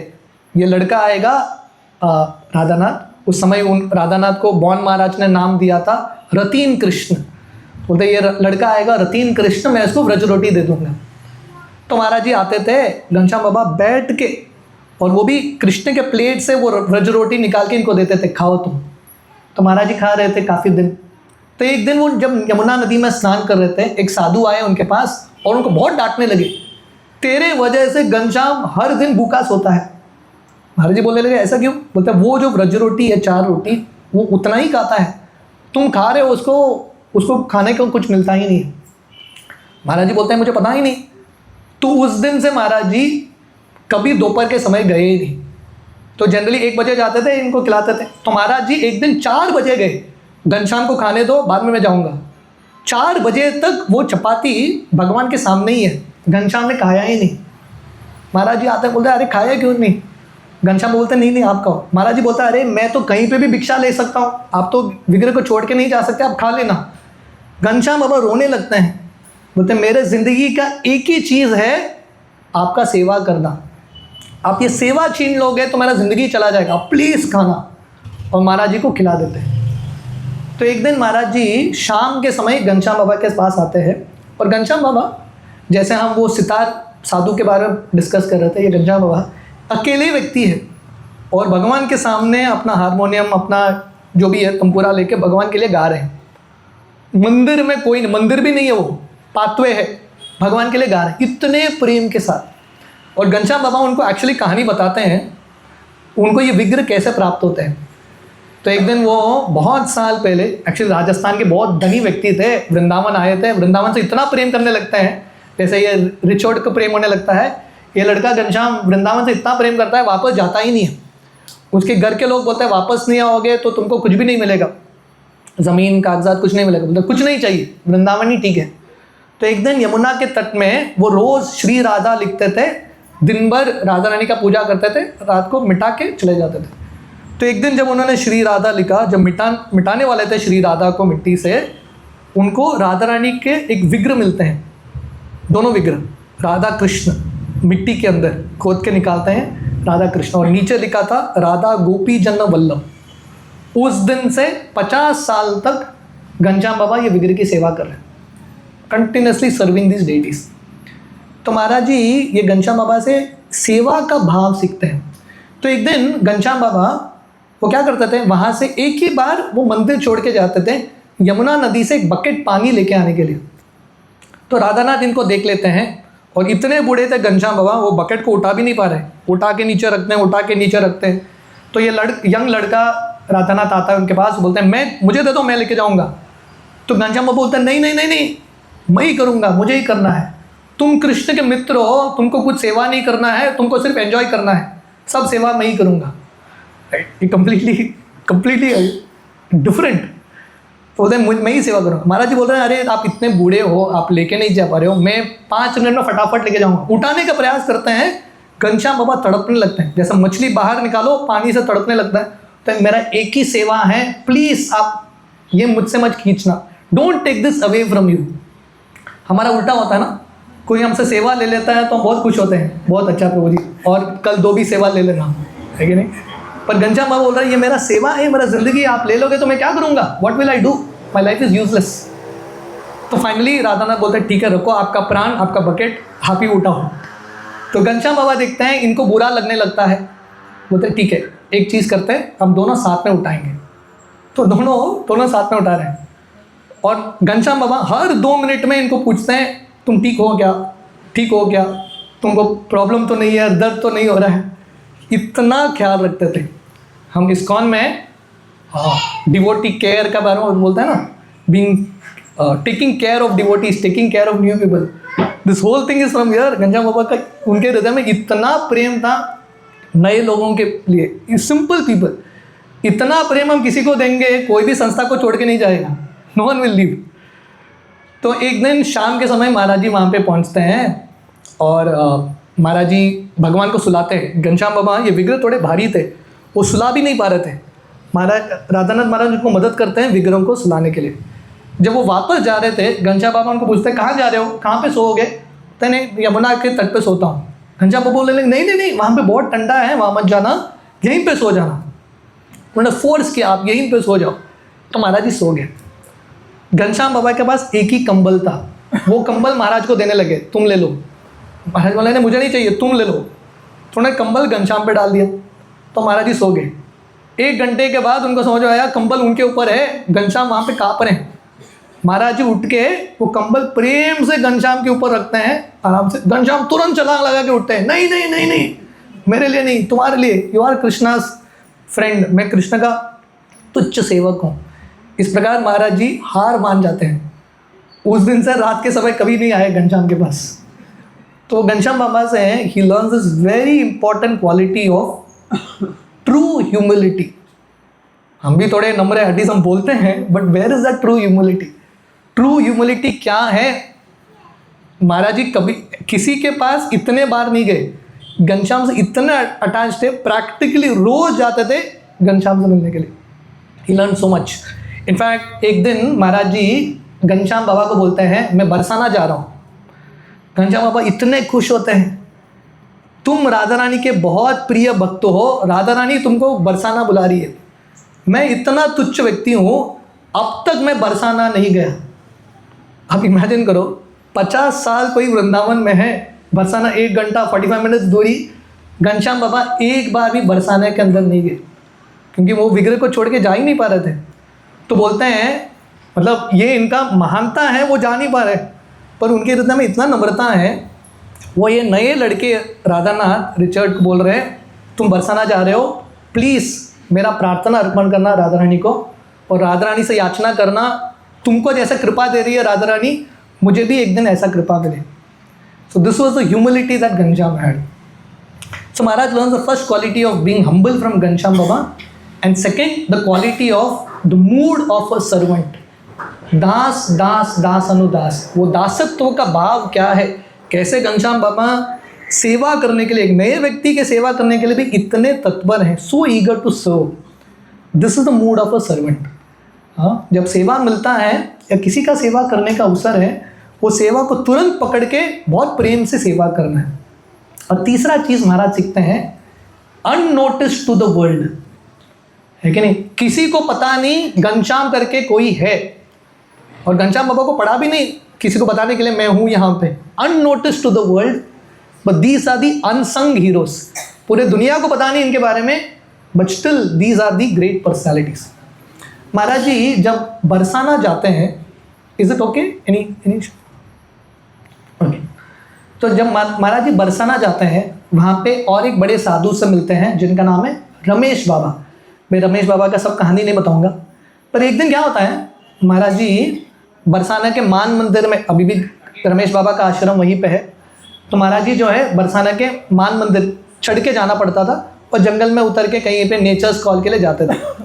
तो एक दिन प्रॉब्ली अर्ली मॉर्निंग या लेट इवनिंग महाराज जी अपना नेचर्स कॉल आंसर करने के लिए जा रहे हैं और जंगल में महाराज जी बैठे हैं, एक खतरनाक सर्प वहाँ पे आ जाता है, विशाली सर्प, और महाराज जी के पैर को घेर लेता है और बिल्कुल उनके सामने उनका मुख है, ये सर्प का मुख।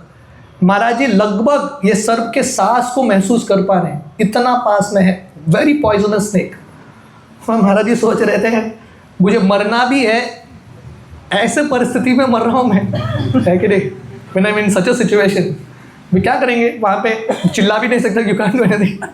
तो महाराज जी वहाँ पे महामंत्र का जप करने लगता है, ही जस्ट स्टार्ट्स टू चैंट हरे कृष्ण। जैसे मैं अलग अलग स्थिति में महाराज जी का हुआ है, जब भी महाराज जी ने हरे कृष्ण महामंत्र का जप किया, स्पेशली ऐसे कठिनाई के समय, ऑटोमेटिकली उनको एक शांति भी मिलता है, उनको एक विरक्ति मिलता है और उनके हृदय में प्रेम उभर के आता है। किसके प्रति प्रेम? ये सर्प के प्रति प्रेम। हरे कृष्ण महामंत्र का जप करके महाराज जी बहुत डरे हुए थे ये सर्प को देख के। हाँ, जब वो महामंत्र का जप करने लगते हैं, भगवान उनको साक्षात्कार देते हैं, ये भी तरह तरह एक जीव है। तो महाराज जी सर्प को देख के उनको लग रहा है ये भी मेरा ही भाई है कि नहीं, he is like my brother. और महाराज जी एक कनेक्शन उत्पन्न करते हैं।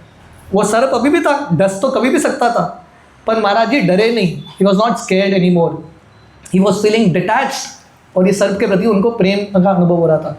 तो ऐसा काफ़ी समय तक ये सर्प देखता है उनको और धीरे धीरे बाहर निकल जाता है, the snake goes away. So Maharaj had such different experience, उनके पूरे ट्रैवल में अलग अलग उनको अनुभव होता है। पर आप महाराज जी के जर्नी होम से सीखेंगे, सबसे कठिन परिस्थिति में भी महाराज जी कुछ ना कुछ चीज़ सीखते हैं। देखिए ज़िंदगी के परिस्थिति को देख के हम रो सकते हैं या कुछ सीख सकते हैं। जब हमारे ज़िंदगी में कोई बुरा करता है, उसको देख के हम गाली दे सकते हैं, या उसको देख के या वो व्यक्ति के उपस्थिति में हम कुछ ना कुछ सीख सकते हैं। There is always a learning. जब हम ये फोकस करेंगे कि भगवान मुझे क्या सिखा रहे हैं, we will learn a lesson. जैसे वो मंगूस का स्टोरी है ना, महाराज जी जब कंधार में थे, वो मंगूस आके उनके गले में बैठ जाता है। तो महाराज जी विचार कर रहे थे ये क्यों आ गया, मेरा शत्रु क्यों आके बैठ गया। तो महाराज जी सोचने लगता है शायद शत्रु नहीं है, मेरा मित्र होगा, मुझे कुछ सिखाने के लिए आया। सो ऑलवेज परिस्थिति हमारे हाथ में नहीं है, लोग हमारे हाथ में नहीं है, हम उनको कैसे देखते हैं वो हमारे हाथ में है। Are we going to learn और are we going to keep cursing. तो महाराज जी जब ऐसे वृंदावन में थे, उसी समय श्रील प्रभुपाद का आगमन होता है वृंदावन में।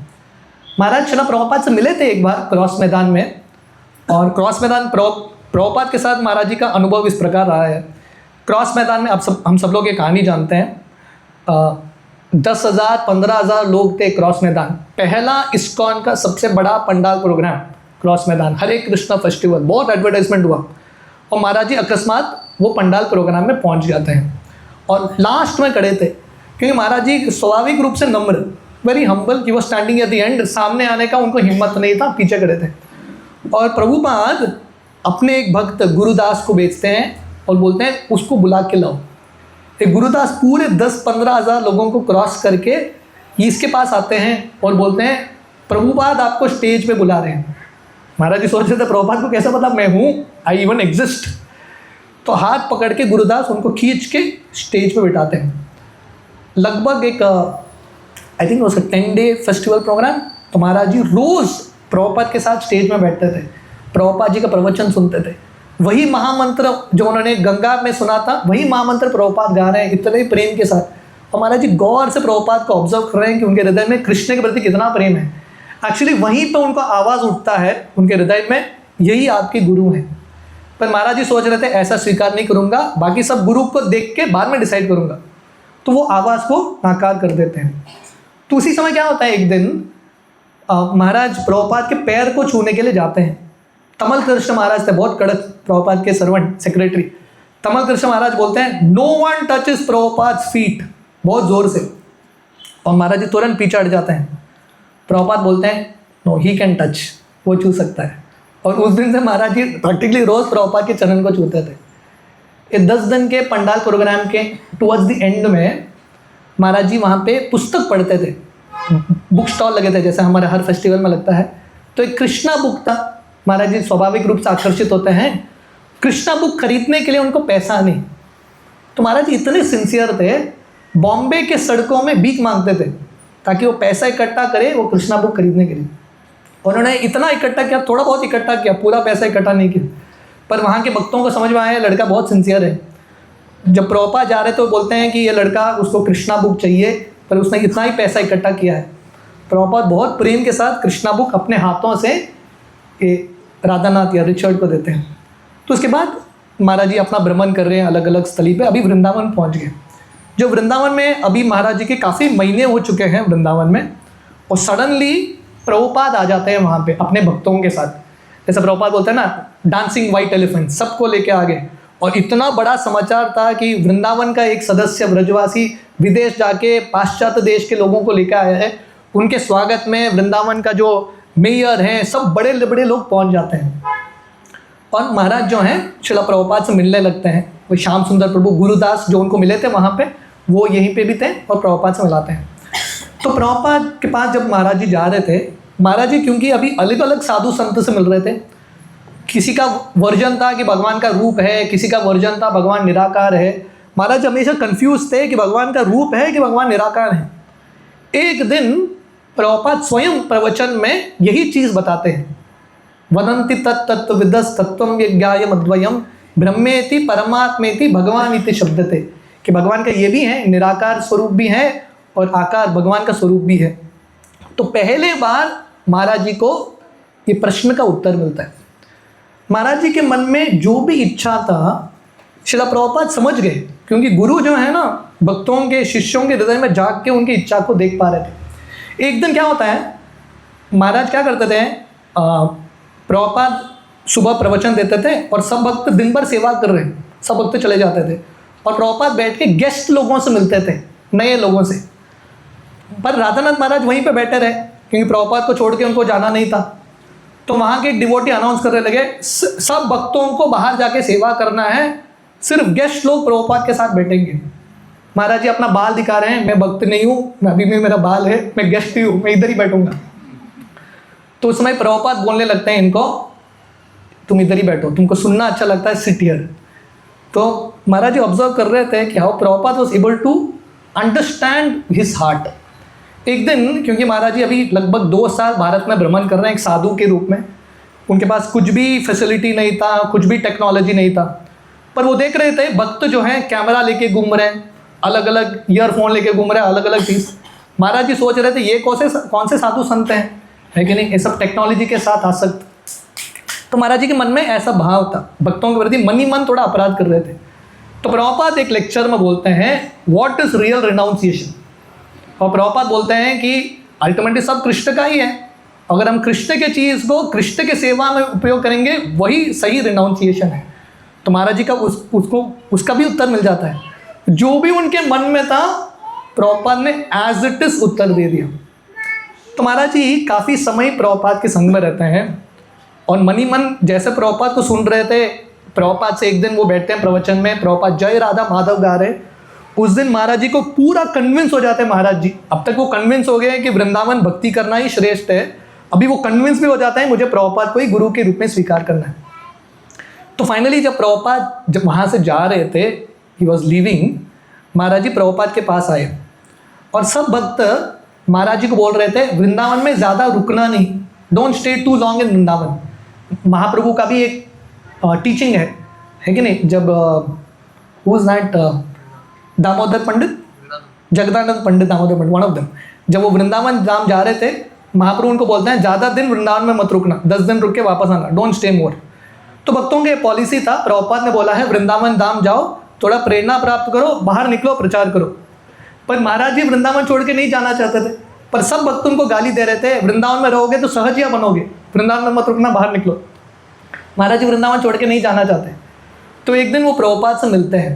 प्रभुपाद जब जा रहे थे, प्रभुपाद उनको पूछते हैं तुम कितना समय वृंदावन में हो, how long you are in Vrindavan. Maharaj ji डर गए, अभी सब भक्त गाली दे रहे हैं, अभी प्रभुपाद भी मुझे गाली देने वाले हैं, है कि नहीं। महाराज जी बोलते हैं 6 months, मैं 6 महीने से वृंदावन में हूँ। प्रभुपाद काफ़ी देर तक महाराज जी को देखते हैं और मुस्कुराते बोलते हैं very good, Vrindavan Dham is very special, you should stay here. तो महाराज जी बहुत खुश हो जाते हैं, how the guru is able to understand the mood of the disciple. And then finally Prabhupada वहाँ से चले जाते हैं। सो बेसिकली हम देखते हैं कि महाराज जी अलग अलग साधु संत से मिल रहे थे, was meeting so many gurus, पर जब वो प्रभुपाद से मिलता है ना, एक स्वाभाविक एक अट्रैक्शन होता है। तो गुरु शिष्य का जो संबंध है, it is an eternal relationship. हाँ, ये दुनिया का एक जन्म का रिश्ता नहीं है, it is an eternal relationship. और जब व्यक्ति अपने गुरु से मिलता है ना, तो सर्टिफिकेट देने, बाहर के लोगों को सर्टिफिकेट देने की ज़रूरत नहीं है, you will get your voice very clear that this is your गुरु। तो महाराज जी इस प्रकार काफ़ी समय वृंदावन में रुकते हैं। उनका वीज़ा अब तक एक्सपायर हो रहा है, क्योंकि अमेरिका से निकले थे, काफ़ी वीज़ा एक्सपायर हो गया, एक बार रिन्यू भी कर दिया उन्होंने, अभी वो वापस अमेरिका के लिए निकलते हैं। So I will another 5-10 minutes will wrap up. जो महाराज जी, ये बहुत इंटरेस्टिंग है, जब महाराज जी अभी वृंदावन से निकल रहे हैं, उनको वृंदावन छोड़ने का मन ही नहीं है, he is not feeling to go. Maharaj ji अब घनश्याम बाबा सबसे मिलते हैं और सबसे बोलते हैं आप प्रार्थना करो मैं वापस जल्दी वृंदावन आऊँ। हर एक स्थली से महाराज जी मिट्टी इकट्ठा करते हैं। असीम कृष्ण उनके जो दोस्त हैं, गोवर्धन लास्ट दिन गोवर्धन परिक्रमा करते हैं और असीम कृष्ण व्रज रोटी और गुड़ पैक करके महाराज जी को देते हैं। और महाराज जी न चाहते हुए मथुरा से ट्रेन पकड़ के अभी नेपाल जा रहे हैं और नेपाल से आगे बढ़ने वाले हैं। जब नेपाल पहुंचते हैं, उनको वहाँ के इमिग्रेशन ऑफिस में उनको समझ में आता है कि उनके पिताजी ने उनके लिए $350 कुछ भेजा था वापस आने के लिए, ticket and all that money.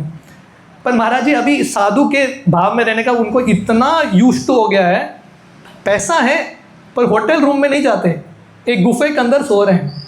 He goes and स्लीप्स इन अ केव। उनको लग रहा अभी मैं अमेरिका जाऊंगा तो ये सब छूट जाएगा, एक गुफे के अंदर सो रहे थे। शाम के समय महाराज जी पहाड़ चढ़ के जा रहे हैं अपने गुफे में सोने के लिए। सडनली बस रुकता है, नीचे एक बस जा रहा था, रास्ते बस रुकता है और ये व्यक्ति चिल्लाता है, भागते हुए आता है।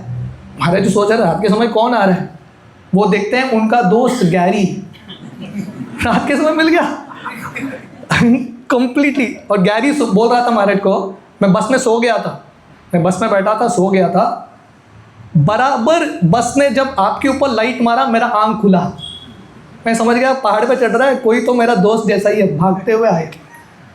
और विश्वास नहीं करवा रहे हैं कि कहाँ नेपाल में 2 बार मिल गए अकस्मात, अनप्लान्ड विजिट। तो गुफे में सो जाते हैं और रात भर अलग अलग उनके अनुभव शेयर कर रहे हैं। और महाराज जी बोल रहे हैं अभी मुझे छोड़ के, मैं हर बात तुमको छोड़ के जा रहा हूँ, कल मैं छोड़ के जाने वाला हूँ, मैं जा रहा हूँ America, I am going back. तो महाराज जी वापस चले जाते हैं, ही गोज टू अमेरिका। जो वो अमेरिका फ्लाइट में बैठते हैं, उनके सामने एक व्यक्ति सिगरेट स्मोक कर रहे हैं। तो पहले महाराज जी बैठा है, महाराज जी को लग रहा कौन से दुनिया में आ गया मैं, वृंदावन इतना अच्छा था, कहाँ छोड़ के कहाँ पे आ गया। देखिए 2 साल या थोड़े 2 साल भारत में और एक 2 महीना वृंदावन में, few months in Vrindavan, Maharaj जी का ऐसा मूड बन जाता है, ये वेस्टर्न कल्चर उनको भाता ही नहीं है। Just one go he gets so irritated. Maharaj ji कैसे तो आगे बढ़ते हैं, वो एम्स्टरडैम पहुंचते हैं। एम्स्टरडैम करके एक जगह है, और जहाँ पे वहाँ पे पहुँचते हैं जब महाराज जी, वो सोच रहे थे अभी क्या करना है एम्स्टरडैम, ये सिटी लाइफ इतना अलग दिख रहा था उनको, he was not able to digest it. और सडनली वो एक रास्ते पे आते हैं जो रेड लाइट एरिया था, वहाँ पे सब प्रोस्टिट्यूट्स थे। महाराज जी अभी साधु के वेश में हैं, उनके हाथ में कमंडल हुए, एक बैग, एक साधु के वेश में घूम रहे हैं एम्स्टरडैम में, है कि नहीं।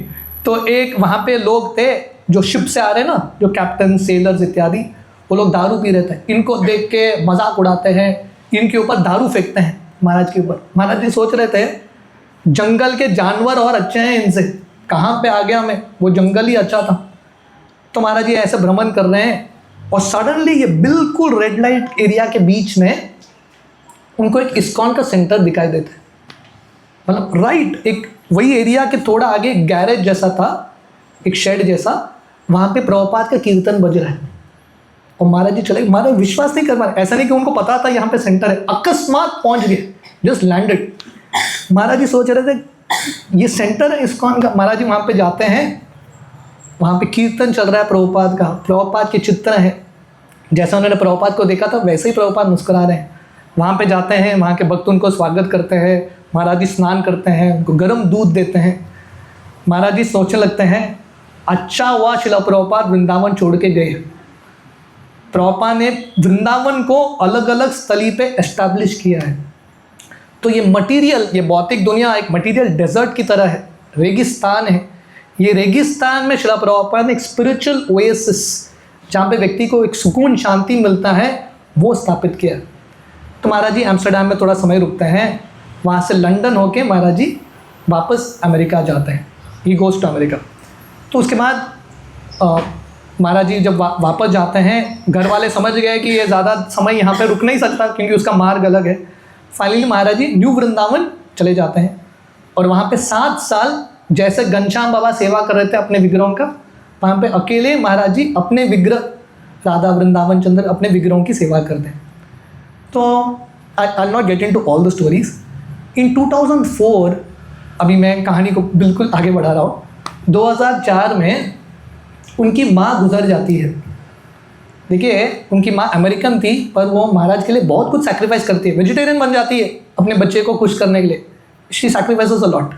और धीरे धीरे जो बच्चा ने स्वीकार किया था मार्ग, उनसे बहुत प्रेम करने लगती है, बॉम्बे बहुत बार आती है। और 2005 में उनकी माँ गुजर जाती है।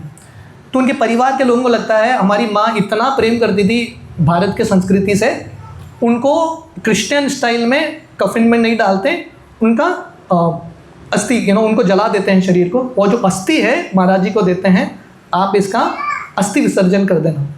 तो 2004 में महाराज मायापुर धाम में, हम सब भक्त थे वहाँ पे उस समय, सब भक्तों के साथ, सब भक्तों के कीर्तन में महाराज जी जनानिवास प्रभु के साथ अपने माँ का जो ऐश है, जो अस्थि है, वो गंगा में बहा देते हैं। तो महाराज जी उस समय सोच रहे थे बहुत साल पहले यही गंगा ने मुझे माँ के रूप में बहुत प्रेम दिया। जब वो ऋषिकेश में थे, एक साधु उनको मिलते हैं, बोलते हैं ये गंगा आपकी माँ है, समय के साथ आपको समझ में आएगा। और गंगा ने उनको हरे कृष्ण महामंत्र दिया, बहुत प्रेम दिया। और अभी महाराज जी सोच रहे थे my material mother and spiritual mother both are getting united. मेरी जन्म की माँ, शरीर की माँ और आत्मा की माँ, दोनों एक और है। और महाराज जी बताते हैं ये दिस इज द रियल योग। भक्ति योग का अर्थ क्या है? Connecting material to the spiritual. भौतिक चीज़ों को, भौतिक संबंधों को जब हम कृष्ण के साथ जुड़ाते हैं, वो मटीरियल सिचुएशन, मटीरियल संबंध मटीरियल नहीं होता, वो भी स्पिरिचुअल बन जाता है। तो बेसिकली ये पूरे जर्नी होम में, जैसे मैं बता रहा था, ऐसे इतने सारे एपिसोड्स होते हैं जहाँ पे महाराज जी देख नहीं पा रहे थे पर कृष्ण का हाथ था। इनफैक्ट शुरुआत में ही, I will not get into all the story, जब महाराज जी यूरोप से निकले थे, when he had left from Europe, London UK में एक पिकेडिली सर्कस था, हिप्पी लोगों का एक मेला जैसा था। वहाँ पे एक भक्त आके उनको एक पैम्पलेट देते हैं, और वो पैम्पलेट किसका था पता है? प्रभुपाद का पैम्पलेट था। अब तक महाराज यूरोप छोड़ के आए भी नहीं, लंदन शुरुआत में ही वो पैम्पलेट मिल गया प्रभुपाद का, पर उनको पता नहीं था ये पैम्पलेट क्या है, उन्होंने अंदर डाल दिया, राइट। और आगे जाके वो जब जाते हैं, उनको एक कृष्ण का चित्र खरीदते हैं, उनको भगवद गीता मिलता है, उनका कृष्णा बुक मिलता है, वृंदावन धाम पहुंचते हैं जन्माष्टमी के दिन। सो बेसिकली ये पूरा कृष्ण का प्लान था। भगवान कृष्ण हम सबको उनके पास लेके आना चाहते हैं। श्रील प्रभुपाद बहुत बार बताते हैं, अगर हम कृष्ण के तरफ एक कदम रखेंगे, भगवान कृष्ण भागते भागते 10 कदम रखेंगे अपने तरफ। सो बेसिकली जर्नी होम का सार यही है, ये कहानी का, the power of desire, right. अगर हमारा इच्छा तीव्र है, if you are very very sincere, भगवान ऑटोमेटिकली अरेंज करते रहेंगे, कुछ ना कुछ भगवान किसी ना किसी व्यक्ति को भेजेंगे और अगला स्टेप हमारे सामने आता रहेगा। ये लड़का निकला था अमेरिका में, उसको कुछ भी पता नहीं, पर जब वो जा रहा है पक्का साधु वैष्णव बन के जा रहा है, उसको मार्ग भी पता चल गया, गुरु भी पता चल गया, जिंदगी का लक्ष्य भी पता चल गया, सब कुछ पता चल गया। Why? Because sincere power of desire. तो प्रभुपाद बताते हैं अगर हम प्रामाणिक हैं डेफिनेटली भगवान मदद करते हैं। अनदर वेरी इंपॉर्टेंट लेसन पूरे जर्नी होम में महाराज जी बताते हैं, बहुत कुछ होके गए है कि नहीं। वो जब आ रहे थे फ्रॉम अमेरिका टू इंडिया, वापस गए एक फ्लाइट में चले गए, बट जब वापस अमेरिका से इंडिया आ रहे थे और इंडिया में जो भी हुआ बहुत कुछ हो गया, अच्छा भी हुआ बुरा भी हुआ, many many things, but ultimately Maharaj बताते हैं it was all worth it. Vrindavan प्राप्त करने के लिए, गुरु का आश्रय प्राप्त करने के लिए, it is all worth it. तो हम सबके ज़िंदगी में बहुत कुछ होगा, अप्स एंड डाउन्स, कभी फेलियर्स, कभी निराशा, बहुत कुछ होगा, बट अल्टीमेटली जब हम हमारे घर पहुंचेंगे, जब भगवान की प्राप्ति करेंगे, तब हमको पता चलेगा जो भी होना था उसको होना ही था हमको वहां तक पहुंचने के लिए। It had to happen the way it had to happen. I will end with one last story for today. Srila Prabhupada जब बादशाह देश में इनिशियल डेज में भ्रमण कर रहे थे, इंद्रद्युम्न महाराज उस समय नए ब्रह्मचारी थे, तो उनको एक अवसर मिला प्रभुपाद के साथ फ्लाइट में ट्रैवल करने के लिए। तो फ्लाइट में बैठ कर ट्रैवल कर रहे थे। महाराज जी का एक वीडियो है द सिल्वर स्पून।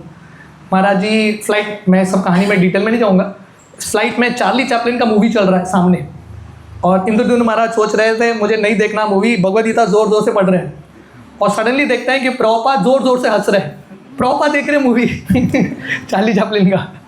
तो प्रभुपाद देख सकते हैं क्योंकि प्रभुपाद हर चीज़ में, मजाक में भी कृष्ण का मजाक देख रहे थे, ही वाज सीइंग एवरीथिंग। तो महाराज जी इंद्रद्युम्न महाराज समय ब्रह्मचारी थे। फाइनली प्रभुपाद के साथ इतने खुश होते हैं, प्रभुपाद कैसे खा रहे हैं सब देख रहे हैं, और एक एयरपोर्ट में लैंड करते हैं। क्या होता है जब वो एयरपोर्ट में लैंड करते हैं, बहुत सारे भक्त आए थे प्रभुपाद के स्वागत करने के लिए, जैसा हर बार होता है, और सब भक्त प्रभुपाद आगे चले गए क्योंकि उनको लगा उनके सेवक उनके बैग बोल आएंगे, प्रभुपाद आगे चले गए। सब भक्त हरि बोल करके प्रभुपाद को कार में बिठा के लेके गए सेंटर। अभी जो प्रभुपाद के सर्वेंट थे, क्योंकि उनको लगा ये नया लड़का है, नए लड़के को ट्रेन कराना है, वो इंद्रद्युम्न महाराज को बोलते हैं तुम रुकना पीछे, प्रभुपाद का सूटकेस लेके आना, क्योंकि इमिग्रेशन में चेक्स इत्यादि होता है। ये सर्वेंट भी चला गया प्रभुपाद के साथ कीर्तन में बैठ के फेस्टिवल, वेलकम फेस्टिवल का आनंद लेने के लिए। तो इंद्रद्युम्न महाराज पहले बार आए हैं और प्रभुपाद का सूटकेस सब क्लियर करके बाहर आते हैं, वो देखते हैं कोई नहीं है, कोई भी भक्त नहीं, और भक्त इतने मग्न हो गए प्रभुपाद के स्वागत में, किसी ने उनको बताया नहीं सेंटर का एड्रेस भी क्या है, और उनके पास पैसा भी नहीं है। तो ये इतने परेशान हो गए, ये कौन सा आंदोलन में मैं ज्वाइन किया हूँ, इतना परेशानी है। सबको गाली दे रहे थे, वो सर्वेंट को, सबको मन गाली दे रहे थे। और सूटकेस इतना भारी, स्वयं का सूटकेस, प्रभुपाद का सूटकेस, प्रभुपाद का ट्रांसलेशन मशीन, सब लेके कैसे तो गाड़ी में डालते हैं, कैसे तो उनका एड्रेस पता चलता है, पूछ के पहुंच जाते हैं वहाँ पे सेंटर में। और उनको लग रहा था कि मुझे कुछ तो फेस्टिवल मिलेगा, इसके लिए आए थे प्रभुपाद का फेस्टिवल देखने के लिए, प्रसाद खाने के लिए। जब वहाँ पे पहुँचते हैं पूरा सन्नाटा, फेस्टिवल सब हो गया, भक्त खा के सो गए, इतने खाए थे भक्त, ज़मीन पे ही पूरे हॉल में सो गए सब भक्त। तो महाराज जी इतने थके हुए, पहला तो फेस्टिवल छूट गया, कोई उनके मदद करने के लिए नहीं, खाना नहीं, कुछ नहीं। तो भक्तों को बोलते हैं ये सूटकेस उठाओ, भक्त बोलते हैं हमने बहुत खाया है, हम उठा नहीं सकते, आयुर्वेद के अनुसार खाने के बाद भारी चीज़ नहीं उठाना आप ही उठा लेना। तो महाराज जी इनको इतना गुस्सा आ रहा है, कैसे तो सूटकेस उठाते हैं, भक्तों को बोलते हैं प्रभुपाद कहाँ पे, ऊपर, तो रखो इस नहीं आप ही लेके जाओ। तो कैसे तो एक स्टेप सूटकेस उठा के लेके जाते हैं प्रभुपाद के रूम में, और वहाँ पे रख देते हैं, फ्रस्ट्रेट होके वहाँ पे रख देते हैं, और वहीं पे लगभग सो ही जाते हैं दंडवत करते करते। प्रभुपाद आते हैं और प्रभुपाद अपना हाथ उनके सर पे रखते हैं, और प्रभुपाद बोलते हैं it takes so much to practice bhakti here, ये दुनिया में भक्ति प्रैक्टिस करना बहुत संघर्ष है। पर प्रभुपाद बोलते हैं भक्ति करते रहो, when you reach the spiritual world, when you reach home, everything will be all right. जब आप आपके घर पहुंचोगे सब कुछ ठीक होगा, तब तक थोड़ा संघर्ष है। So this essence is the story of journey home, that हम सबके ज़िंदगी में अलग अलग संघर्ष हैं, but at the end everything will be all right if you stick to the process of bhakti. Thank you very much. His holiness Radhanath Swami Maharaj की जय। Thank you, Hare Krishna. तो ये बेसिकली मैंने थोड़ा बहुत कहानी बताया, ऐसे जर्नी होम में अनगिनत स्टोरीज़ हैं, अनगिनत लेसन्स हैं।